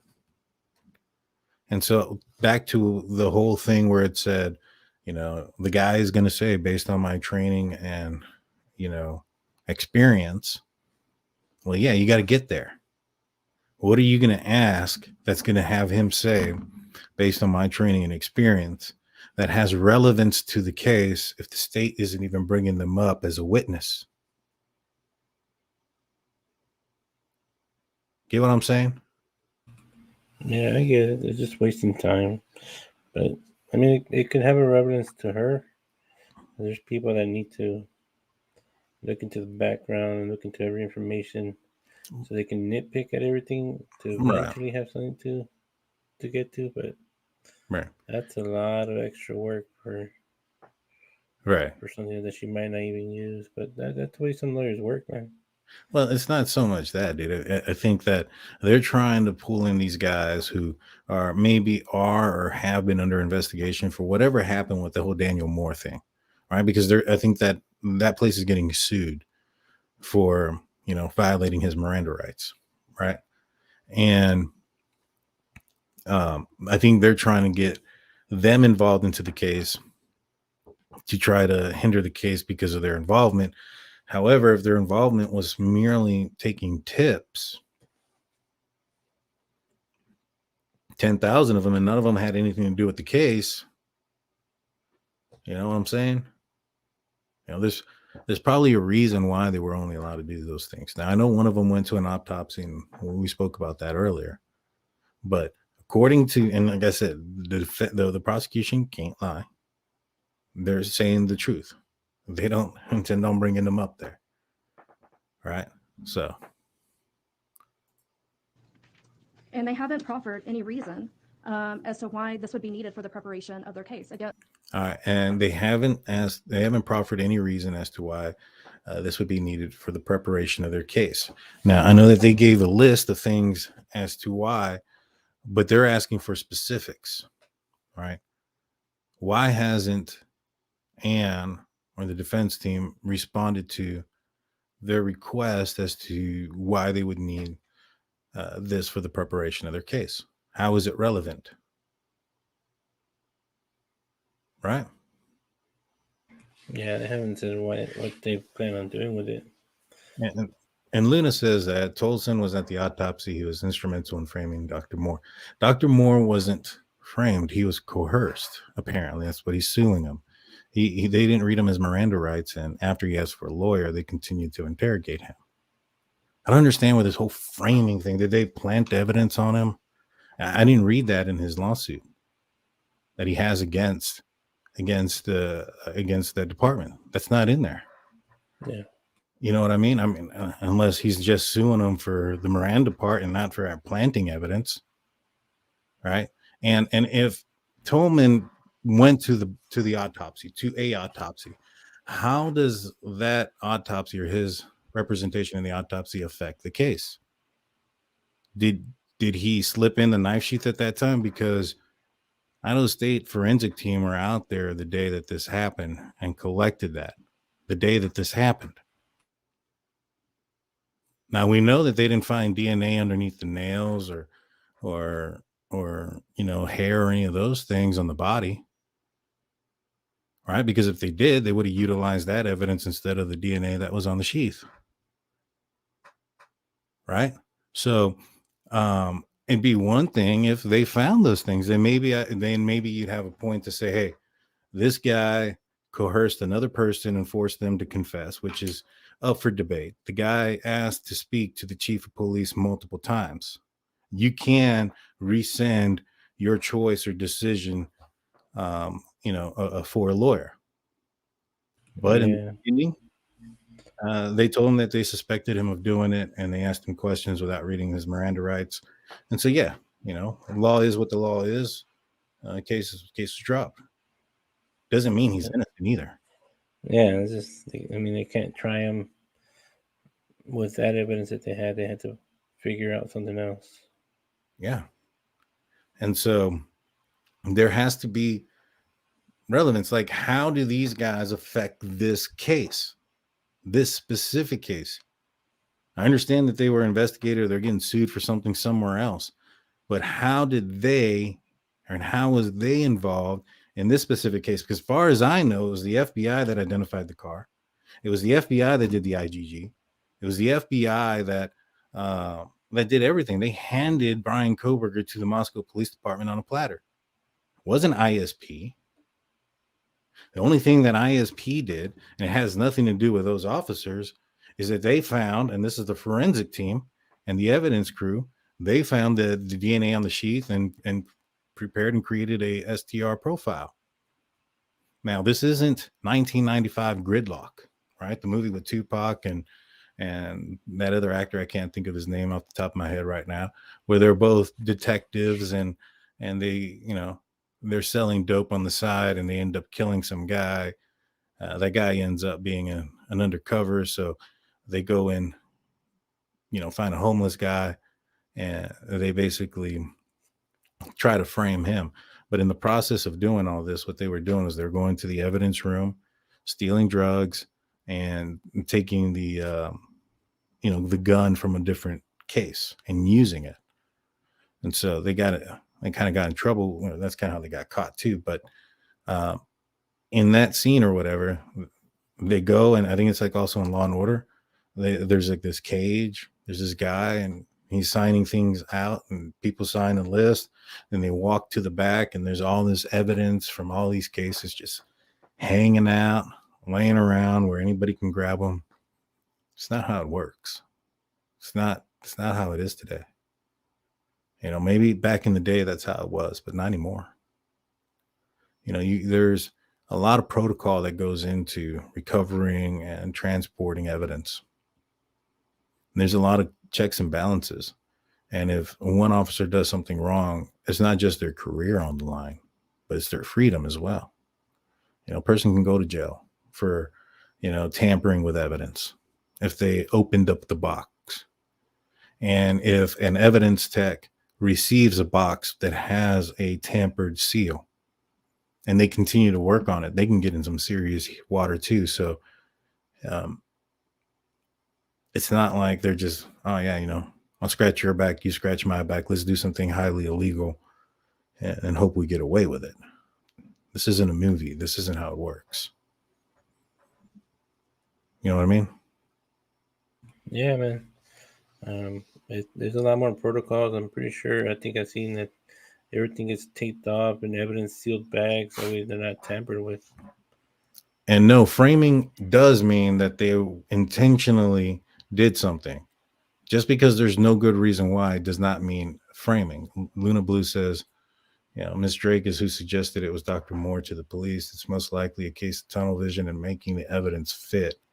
Framing doesn't have to be intentional, meaning there's no good reason. No, framing is intentional. Framing is intentionally putting something there to make somebody look guilty. They didn't do that. Is it tunnel vision? Probably, but I don't know. I don't know what the ballistics came back on the dude's wife's gun. Did it come back a match? Did it not? No, I don't know. I didn't get into it that far. All I know is it wasn't a job where they framed him. They asked him questions and he admitted to it, and they forgot to do, or they didn't do the Miranda warning in the beginning. That's basically all it was. It's how he got off. These are investigators who have gone I out. gotta get going, man. All right, sounds good, Blue. See you later. Later. Let's rewind that a little bit. So we'd ask that you roll that this, and they haven't proffered any reason as to why this would be needed for the preparation of their case. Again, these are investigators who have gone out and just interviewed some witnesses within the case. So we'd ask that you roll that this is with outside Rule 16. I would just remind the court that several hundred investigators have been involved in this case. Our concern with allowing training records for these few, which we can't understand why there's a substantial need for these particular ones, wouldn't open the door to us then having to go and obtain training records for these hundreds of investigative officers who've been involved, some of which are outside of our control. Moving on to the second motion to compel. As to item number 1, regarding cast information, Ms. Taylor has everything that we have. I've also, that includes reports from MPD officers. What she is seeking is a specific report from the FBI cast team, which I have indicated to her is in its final stages of review. And we are anticipating receiving sooner rather than later. And as soon as we do, we will turn that over. What's sooner than later? Well, I don't have a date certain, but within the next few weeks. Now, we haven't heard this argument since, so we can probably assume that they got that information and handed it over. I think Ms. Taylor wants a date. I don't have a If I'm date. not mistaken. I've asked for a date, but that is not how the federal bureaucracy works. That's, how about we say something like July 14th, unless there's some reason Yes. that they can't get that to you. No objection. Does that work for you, Ms. Taylor? Yes, Your Honor, thank you. Okay, thank you. And then the state has substantially complied with request number 4, which is the same types of information, but related to the identification of the vehicle. Would ask for the exact same date certain of July 14th, only to obtain, if there is one, a potential report that's outstanding. Okay. Is that acceptable, Ms. Taylor? Yes, Your Honor. And again, I mean, if there's some hitch in that, I mean, we can explore that and see what we need to do to fix it. Nothing further. I Okay, think that okay. takes care of everything. Thank you, Ms. Jennings. Anything to respond to, Ms. Taylor? Yes, Your Honor. I want to be heard a little bit more on the police training records. I am aware that over 120 officers were involved in the investigation in this case. I am not asking for all 120 officers. I will tell the court that likely there are other officers' training records that I will want. This is within Idaho Criminal Rule 16. These are records and documents and objects that may have information relevant to Mr. Kohberger's investigation and defense. These are records that are likely of witnesses. Whether or not the state calls them, they are likely to be witnesses. The 3 that I'm asking for now, they had critical roles at various stages. One of the officers did a Spillman search for 2011 to 2013 Hyundai Elantras to give to the FBI to look for leads. One of that same officer assisted in the search for Elantras. This same officer interviewed witnesses. So a guy went and looked up a list of white Elantras and handed them to the FBI.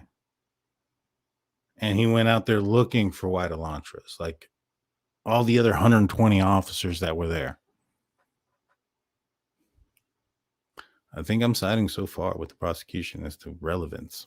From the scene of 1122 King Road on the 13th of November. So one of them was there to interview one of the, now which one was it? Was it one of the ISP officers or was it the Moscow police officer that arrived on scene? I highly doubt it was the ISP detectives who weren't there on scene that day. So it's probably the Moscow police officer that arrived on scene. Right? He probably talked to somebody there and said, you know, what happened? What's going on? And sealed the scene off, or even was one of the backup officers that arrived there. And one of the victims could have easily just come up to him, or one of the witnesses, or Hunter Johnson, Bethany Dillon. Somebody could have easily just gone up to him and said, hey, you know, what's going on? What do we expect? And the guy could have easily just said, you know, we're doing an investigation. And that would suffice for what she's saying in this, you know, in this deal here. She's not being super specific. She's saying that. Now, it could have been more, but it could have been as simple as that. Let's back it up a little bit. They had critical roles at various stages. One of the officers did a Spillman search for 2011 to 2013 Hyundai Elantras to give to the FBI to look for leads. One of that same officer assisted in the search for Elantras. This same officer interviewed witnesses from the scene of 1122 King Road on the 13th of November. This officer did follow up with some of the key witnesses in the case. So this is definitely the Moscow police officer that did all these things, not the ISP, because the ISP, I don't remember when they got there, but I don't think it was November 13th, that quick. And they were doing interviews. I believe it was Blake who interviewed like Jack DeCore and Dylan that day. And he went back out there. But, you know, nothing says anything about the ISP officers being there that day. There's nothing that says that they were there that day. This officer signed an Ada County lab agreement, and this officer handled and collected evidence. The second officer that I seek the information from did an interview with a key witness that's expected to testify when this case goes to trial. This officer also mentioned a specialty of working with victims and trauma victims. I think those training records are very relevant. The interview of this key witness was one of multiple interviews of this same key witness by various law enforcement officers. There is a lot of information in the various interviews that's going to come into trial. This officer may well be subpoenaed by the defense to come to trial. That person's training records are very relevant. Why aren't the other ones being subpoenaed then?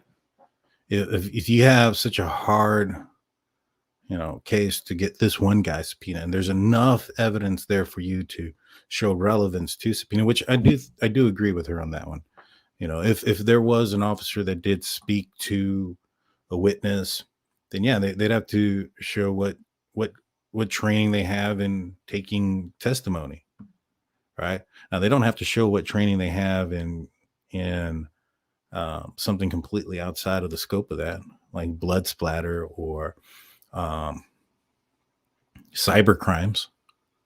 Right? It's specific to what they're talking about, which is taking up notes from witnesses, which is just the training you get from the academy.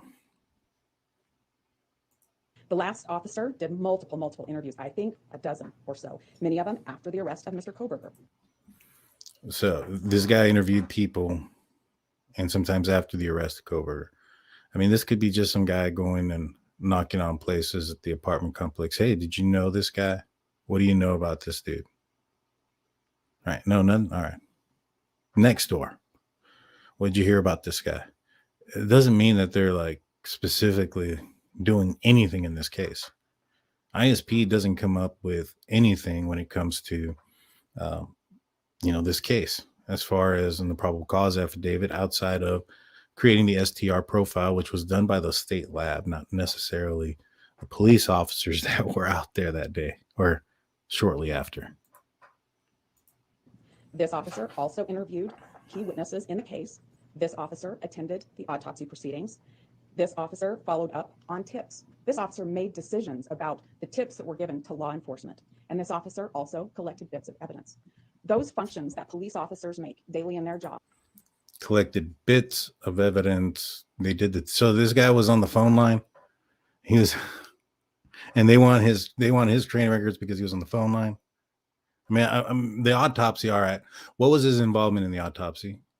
If his involvement was, he was investigating it, and then yeah, okay. I don't think he's trained in doing an autopsy. I don't think he's trained in reading an autopsy. Right? Probably went just to go watch. I get it. The defense got to do his job or their job, but at the end of the day, none of this says he's innocent. This is all like, technicality stuff, which is unfortunate. If you're wanting a killer to go free off of a technicality, it's pretty crazy. But in this situation here, there's nothing there that I have heard that says that they had major involvement in this case. Nothing at all, to be honest with you. Maybe the autopsy one, but I don't see how somebody can frame Kohberger from an autopsy. It'd be one thing if they found his DNA on the bodies or under the nails or teeth marks or something at the autopsy. If something was found that pointed towards Bryan Kohberger at the autopsy, then yeah.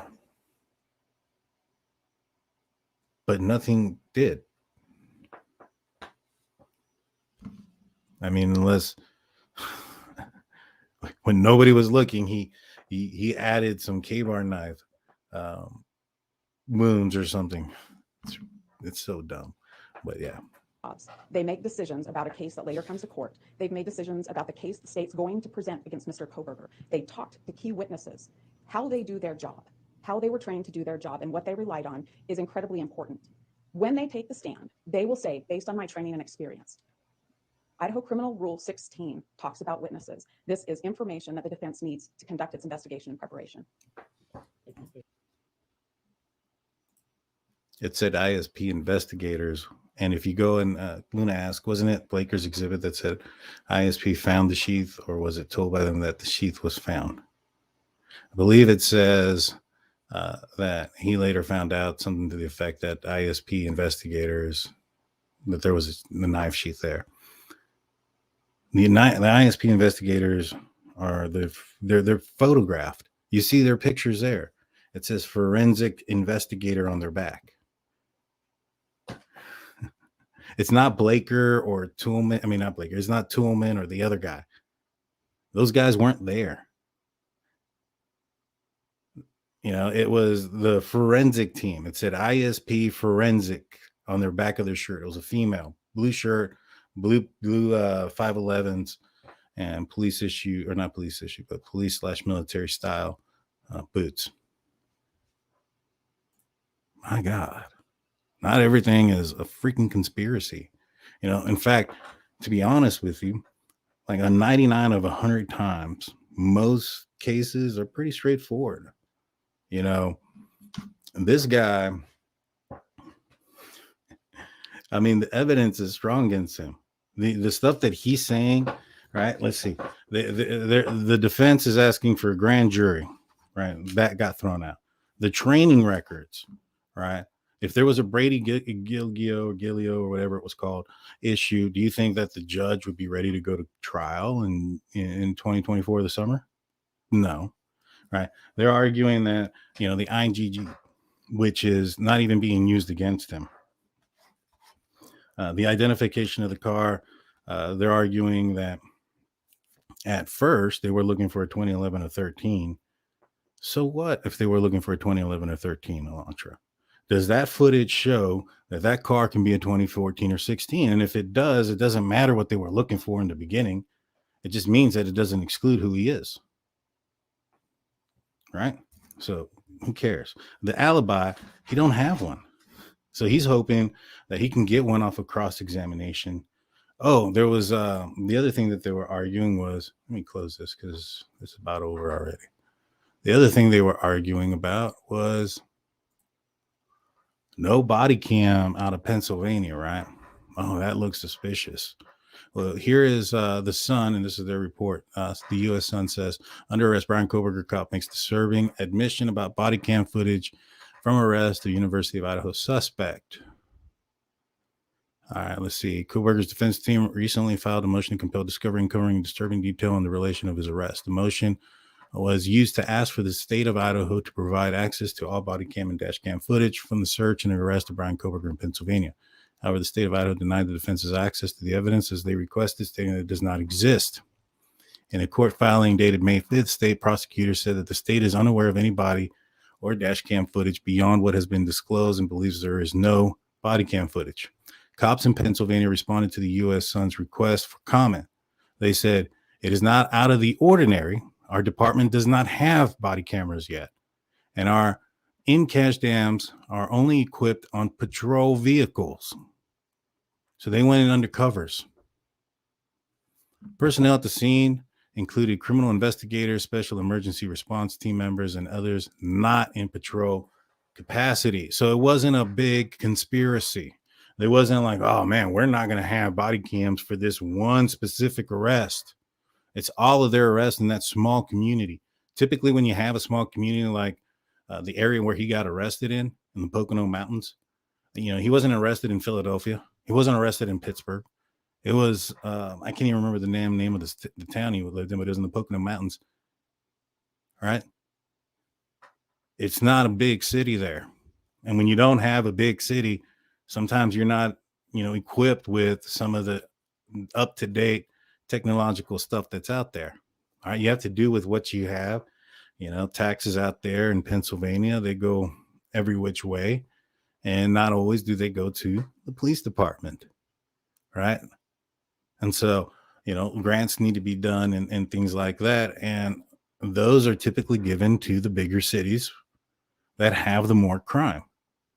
You know, in the area where Bryan Kohberger was arrested, I mean, I'm not familiar, but I'm pretty sure the crime rate isn't as high as you would find in Pittsburgh or in Philadelphia or Chicago or San Antonio or any large metroplex. So the need for those type of equipment probably isn't there, right? Now this has happened. They're probably going to change their ways and get some stuff because they're under the microscope. But even if they didn't wear their body cams or they weren't on or whatever the case may have been, how does Pennsylvania affect the case? Did they plant the knife sheath? No. Did they, manipulate footage to look like Bryan Kohberger's car was driving around that night? No. Did they find the knife sheath or the knife at his house? No. Did they collect any evidence at his house? No, that's in our knowledge. So just because they didn't have body cam footage doesn't mean that something bad happened. It's insane how these dots, some people connect, and there's no logic in between them sometimes.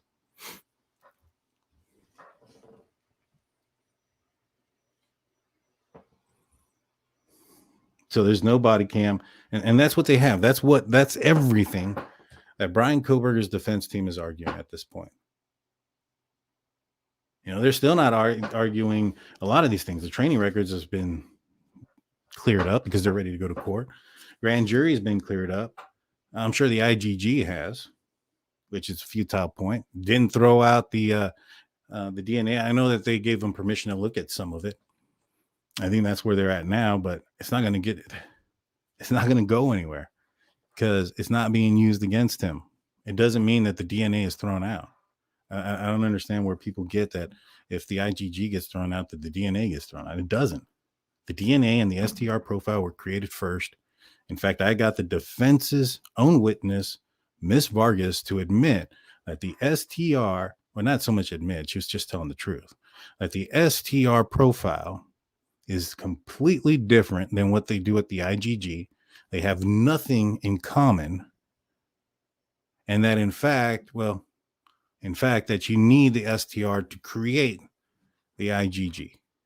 So if the IgG was done incorrect or corrupt, it doesn't affect what was happened before it.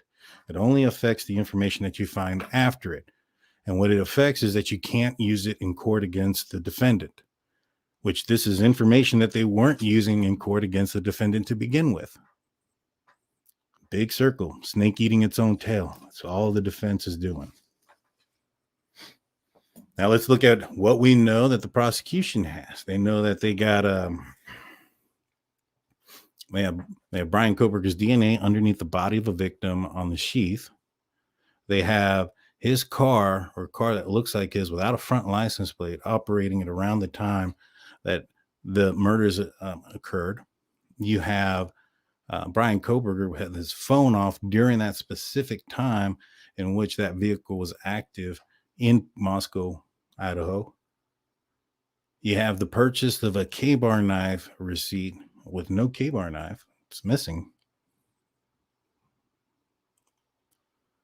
You have his locations and how he's been there 12 different times. Now, I know at the time of the PCA, all they had was his, triangulation. And everybody was like, 27 miles. Those things aren't very accurate. Well, they may not be. But your GPS locations are. And if Bryan Kohberger had his phone on to be connected to the network, most likely his phone was, those apps in the background that you get that you give permission to give your location. Those were probably on, giving his location, whether it's, that running app that he used or Snapchat or TikTok or whatever. All of them, Instagram, all of them read your location. And so, and that's down to a couple of feet. So that 27-mile radius information, it's not really going to be used in court. It was used to get an arrest warrant, so it's valuable. But when it comes down to court and it comes down to his locations, they're not going to bring that up. They're going to bring up the GPS locations. They're also going to know why his phone turned off. There's a record of it. Did his phone lose service? Did it go into airplane mode, or was it turned off manually? That phone will know. There's no guessing. There's no, I think maybe his phone was real low in charge and this and that. And all that's out the window. We're going to know exactly. And I think he turned it off or put it on airplane mode manually. That's my opinion, my speculation. I obviously don't know for sure. But given the fact that, his phone lost connection in the middle of a city where connection would be strongest, he went through another city where connection would also be strongest, and it never connected at all. And then it reconnected to a tower and stayed connected through the area that was most rural and where you would think service would have an issue. So based on those parameters, I feel that it was intentional that phone was turned off. Now, you can go in there and say my battery was dead. There's a record there of where the battery life was when that happened. And if he charged it, there's a record there that although it was off, it was being charged during that time. So we'll know for sure. I just want to know how people are going to handle it if they find out, and how they're going to explain it if he purposefully turned it off.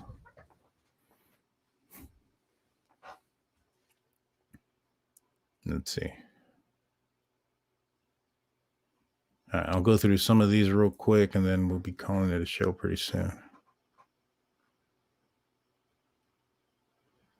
All right, why the gag order? So the gag order is to protect Bryan Kohberger. If they come out and start saying all these things and all this information comes out about how the bodies were found and how horrific it was, or even the 911 tape, if you're able to hear the fear and the sound of somebody that found this horrific scene, it's going to make Kohberger look bad, right? And he can argue saying that evidence was put out there in the media and it tainted a jury. So all of the gag order is to protect Bryan Kohberger. The less stuff that's out there, the better for him. It doesn't benefit anybody else but Bryan Kohberger for there to be a gag order. I've been doing college algebra homework for hours. My brain is oatmeal. Sorry about that. Liz W comes on with $4.99, says, well wishes to Big Blue. And Angel D says, with their $5 super chat, thank you so much. People are asking you why backed out after saying there's no DNA in the car and then you rethink. Where do you stand on that? Respectfully asking. So what I had said, and I have the option to change my mind on things, but when you think about it logically, if you think that it's reasonable for two girls to clean up an entire house within 8 hours and not show any sign of it except for one latent footprint, then what makes you think, and they have no experience, they're 19, 20 years old, what makes you think that a 28-year-old with forensic experience who has his car for 7-8 weeks, what makes you think he can't clean up his car? It's more isolated, a smaller area. Nobody actively bled in his car. Nobody died in his car. Right? The only blood that he would have taken out of that house would have been on his person, on his clothing. And if he took those off, then you're not going into the car with those things, with that blood on him. Now, we brought up a medical death investigator, forensic death investigator, I apologize, who has a master's degree in science and forensics. And she told us that, yeah, it's pretty easy to clean up a scene, especially if you have 7 weeks to do so, and you know how. Bleach don't last 7 weeks. Bleach lasts 24 hours. So in the situation with Dylan and Bethany, had they used bleach or a cleaning agent like that, that night or that morning after the murders had occurred, that would have lit up like a Christmas tree. Now, if Bryan Kohberger did that within the week in his car, if you got the chance to test it out within a day or so, then yeah, it would have lit up. But it wasn't. It was weeks later. And when they got him, he was in Pennsylvania. So the vehicle had to be transported back to Moscow before it got processed. It had to get processed in, and then it could be evidentially processed, meaning that, they process the car in, they show for any damages, things like that, the numbers, any and everything inside of it. And then, they'll also go through it forensically. So those are two different processes. So it could have been closer to 8 weeks when you think about it, by the time it took it from get to Pennsylvania to Moscow and everything else. So yeah, that's why I'm not so hard on it. I said that would be, and even at that, I never said that I thought he would be innocent. I said that was going to be a huge hurdle if there's nothing in there. I felt that there would be, given, the amount of victims and stuff. But again, I'm not an investigator. I've never investigated a crime. And I listen to those, or like a murder, like a forensic investigator. I've never investigated a crime like that. So I asked the forensic investigator those questions. I utilized their expertise in those questions. And I realized that, yeah, it's very plausible for somebody with the knowledge that Bryan Kohberger had, that he would not, he would be able to clean up his vehicle and not leave traces of the cleaning, especially 8 weeks later. Like again, I'll say this one last time. If you think that Bethany and Dylan can clean up a house in 8 hours, what makes you think that Bryan Kohberger couldn't clean up a car in 8 weeks? But, some people don't want to hear that. Let's see. I'm going to look through a couple of these questions, and then if nothing there, we're going to be calling it a show. I saw Ellie takes lots of stuff from his apartment. I'm sure they did. They probably took, I think they took some computer stuff and anything they could find.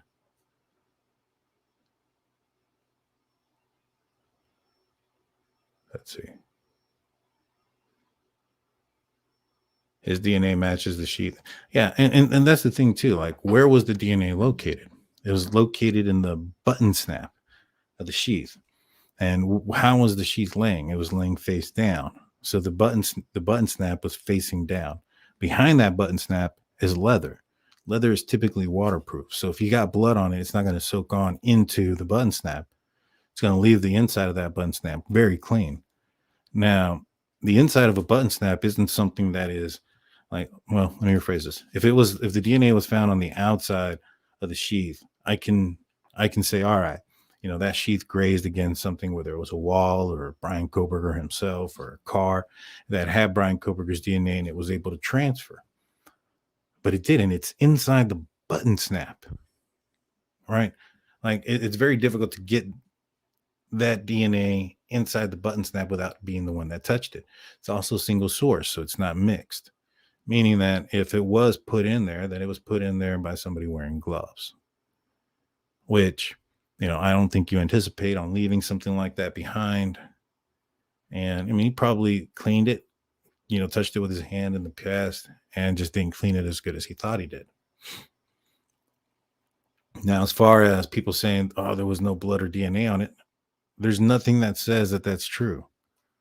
There's probably blood and DNA from the victims all over it on the back. Because there's a single source piece of DNA on the snap, that doesn't mean that there's a single source of DNA. There's no other DNA. It just means that specific DNA is not a mixture, that it's a single person DNA. You got to be careful who you listen to and what they say as far as, breaking down these things, because if they really are reading it real fast or don't know what they're doing, they're going to read that and think that there was only one piece of DNA on that entire sheath. And if that person is so tunnel vision that they think that that's the case based off of that statement, they're probably giving you a lot of bad information across the board. And if you're spewing it back out, you're probably looking really bad. Just saying. I'm just saying.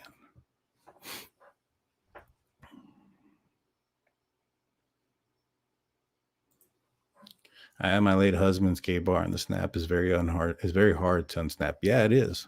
It is. And if somebody purchased it, they would probably open it and close it a couple of times or whatever, and then clean it up. You know, I don't know if in April of 2022, Bryan Kohberger is like grabbing this K-bar knife and thinking right then and there, I got to touch this with gloves and things like that. I don't think he really thought he was going to go through with something like this. You know, I think that this was something that was happening over time, and, you know, I think he lost it. And I think he wanted to feel some things and prove that he was the smartest person, and, you know, wanted to create the largest unsolved crime. I don't know. Created the largest crime, you know, a high profile crime, that's for sure. All right, somebody wearing gloves used an eyedropper to plant DNA of a PhD student who wasn't even in CODIS. And it goes back to what I said last time. Why plant DNA of Bryan Kohberger on this sheet? All right. You know, people have said, well, it's because they had his information because he applied for law enforcement.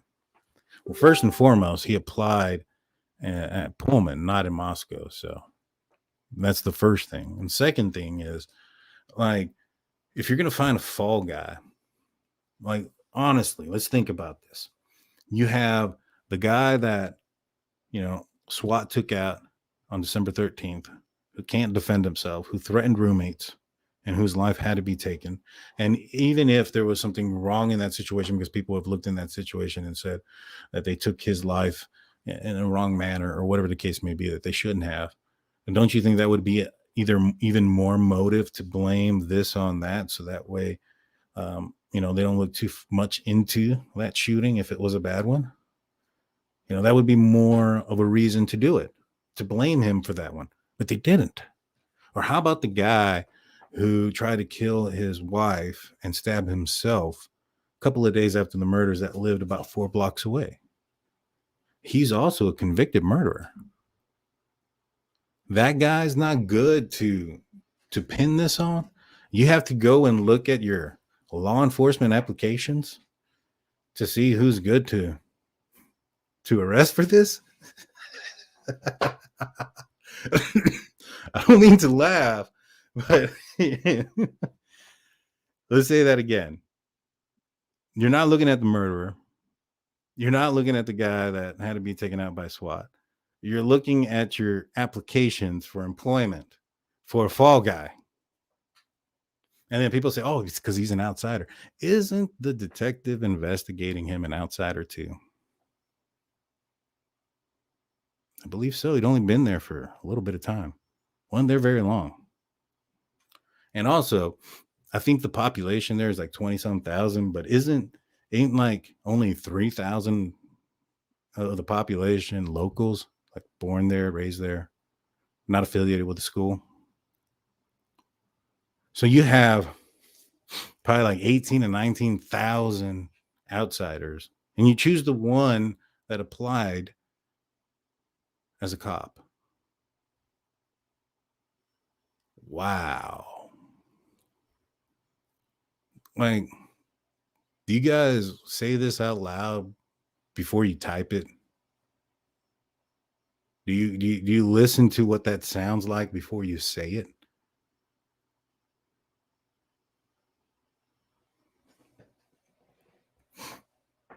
You know, Bryan Kohberger had only been there a few weeks. 12, 10, somewhere around there.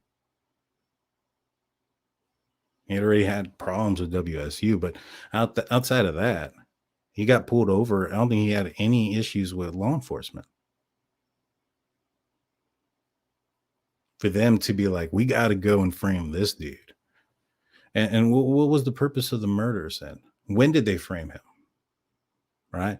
Was the murder something that happened and they were like, oh man, we need a fall guy, so let's blame Bryan Kohberger.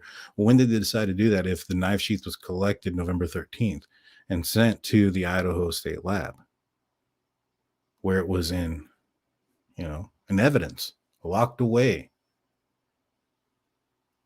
They would have had to have planted that evidence shortly after the murders or during the murders. Why would they be doing that then?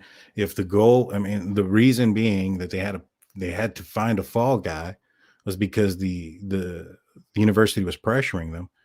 They felt that the university they were going to have a hard time finding this guy day one, so they planted evidence from somebody. And he wasn't even home. He was out and about that night based on his own admission. And even that day he was out, he drove through Moscow for a little bit, but then he went down south to Clarkson. And then he was driving around in the back area where he was when his phone was off for about 3 or 4 hours. So where do they go and get his DNA from?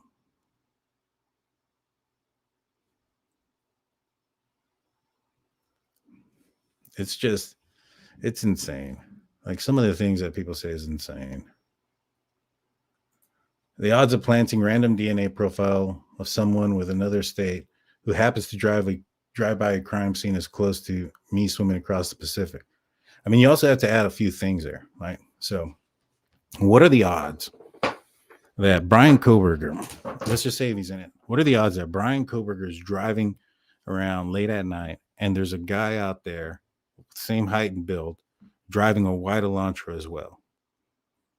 And how much do those odds decrease when you have to factor in that both of these cars don't have a front license plate, right? How much do you have to factor in that during this time that this car would commit a murder while he turned off his phone? What are the odds that happened? And what are the odds that that person in that other car that looks like his without a front license plate, that person matches his build, has his DNA on the sheath of the murder weapon that he's carrying into the house? Those have to be astronomical, if not just flat out impossible.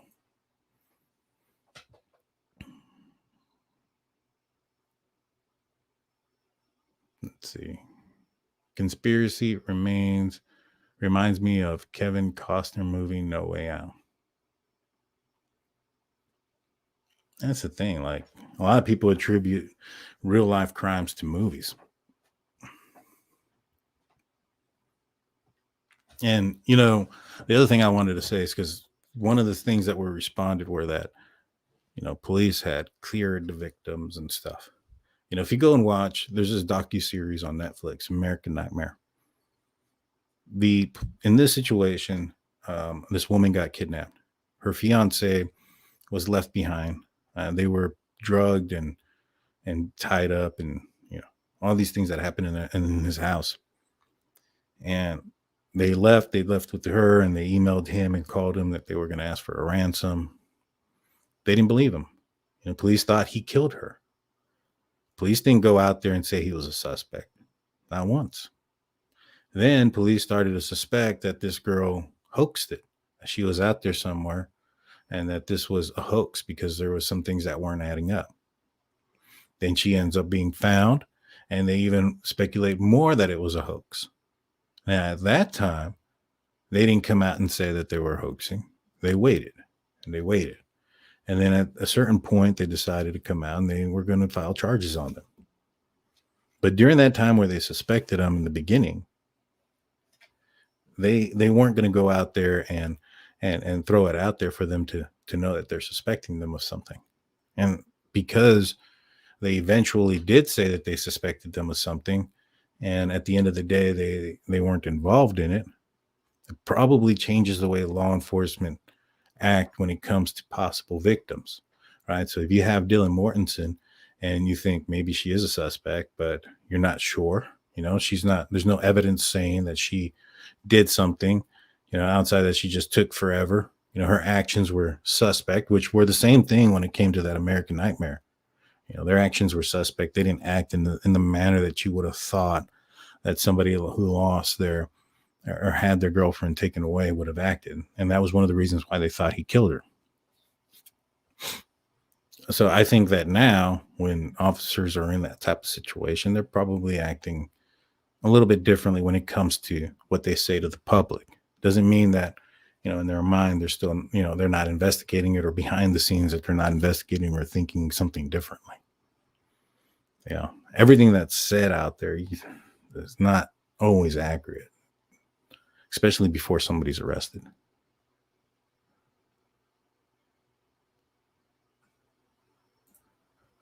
YouTube don't push reason. They push lies and conspiracy because that's what sells, unfortunately. Yep.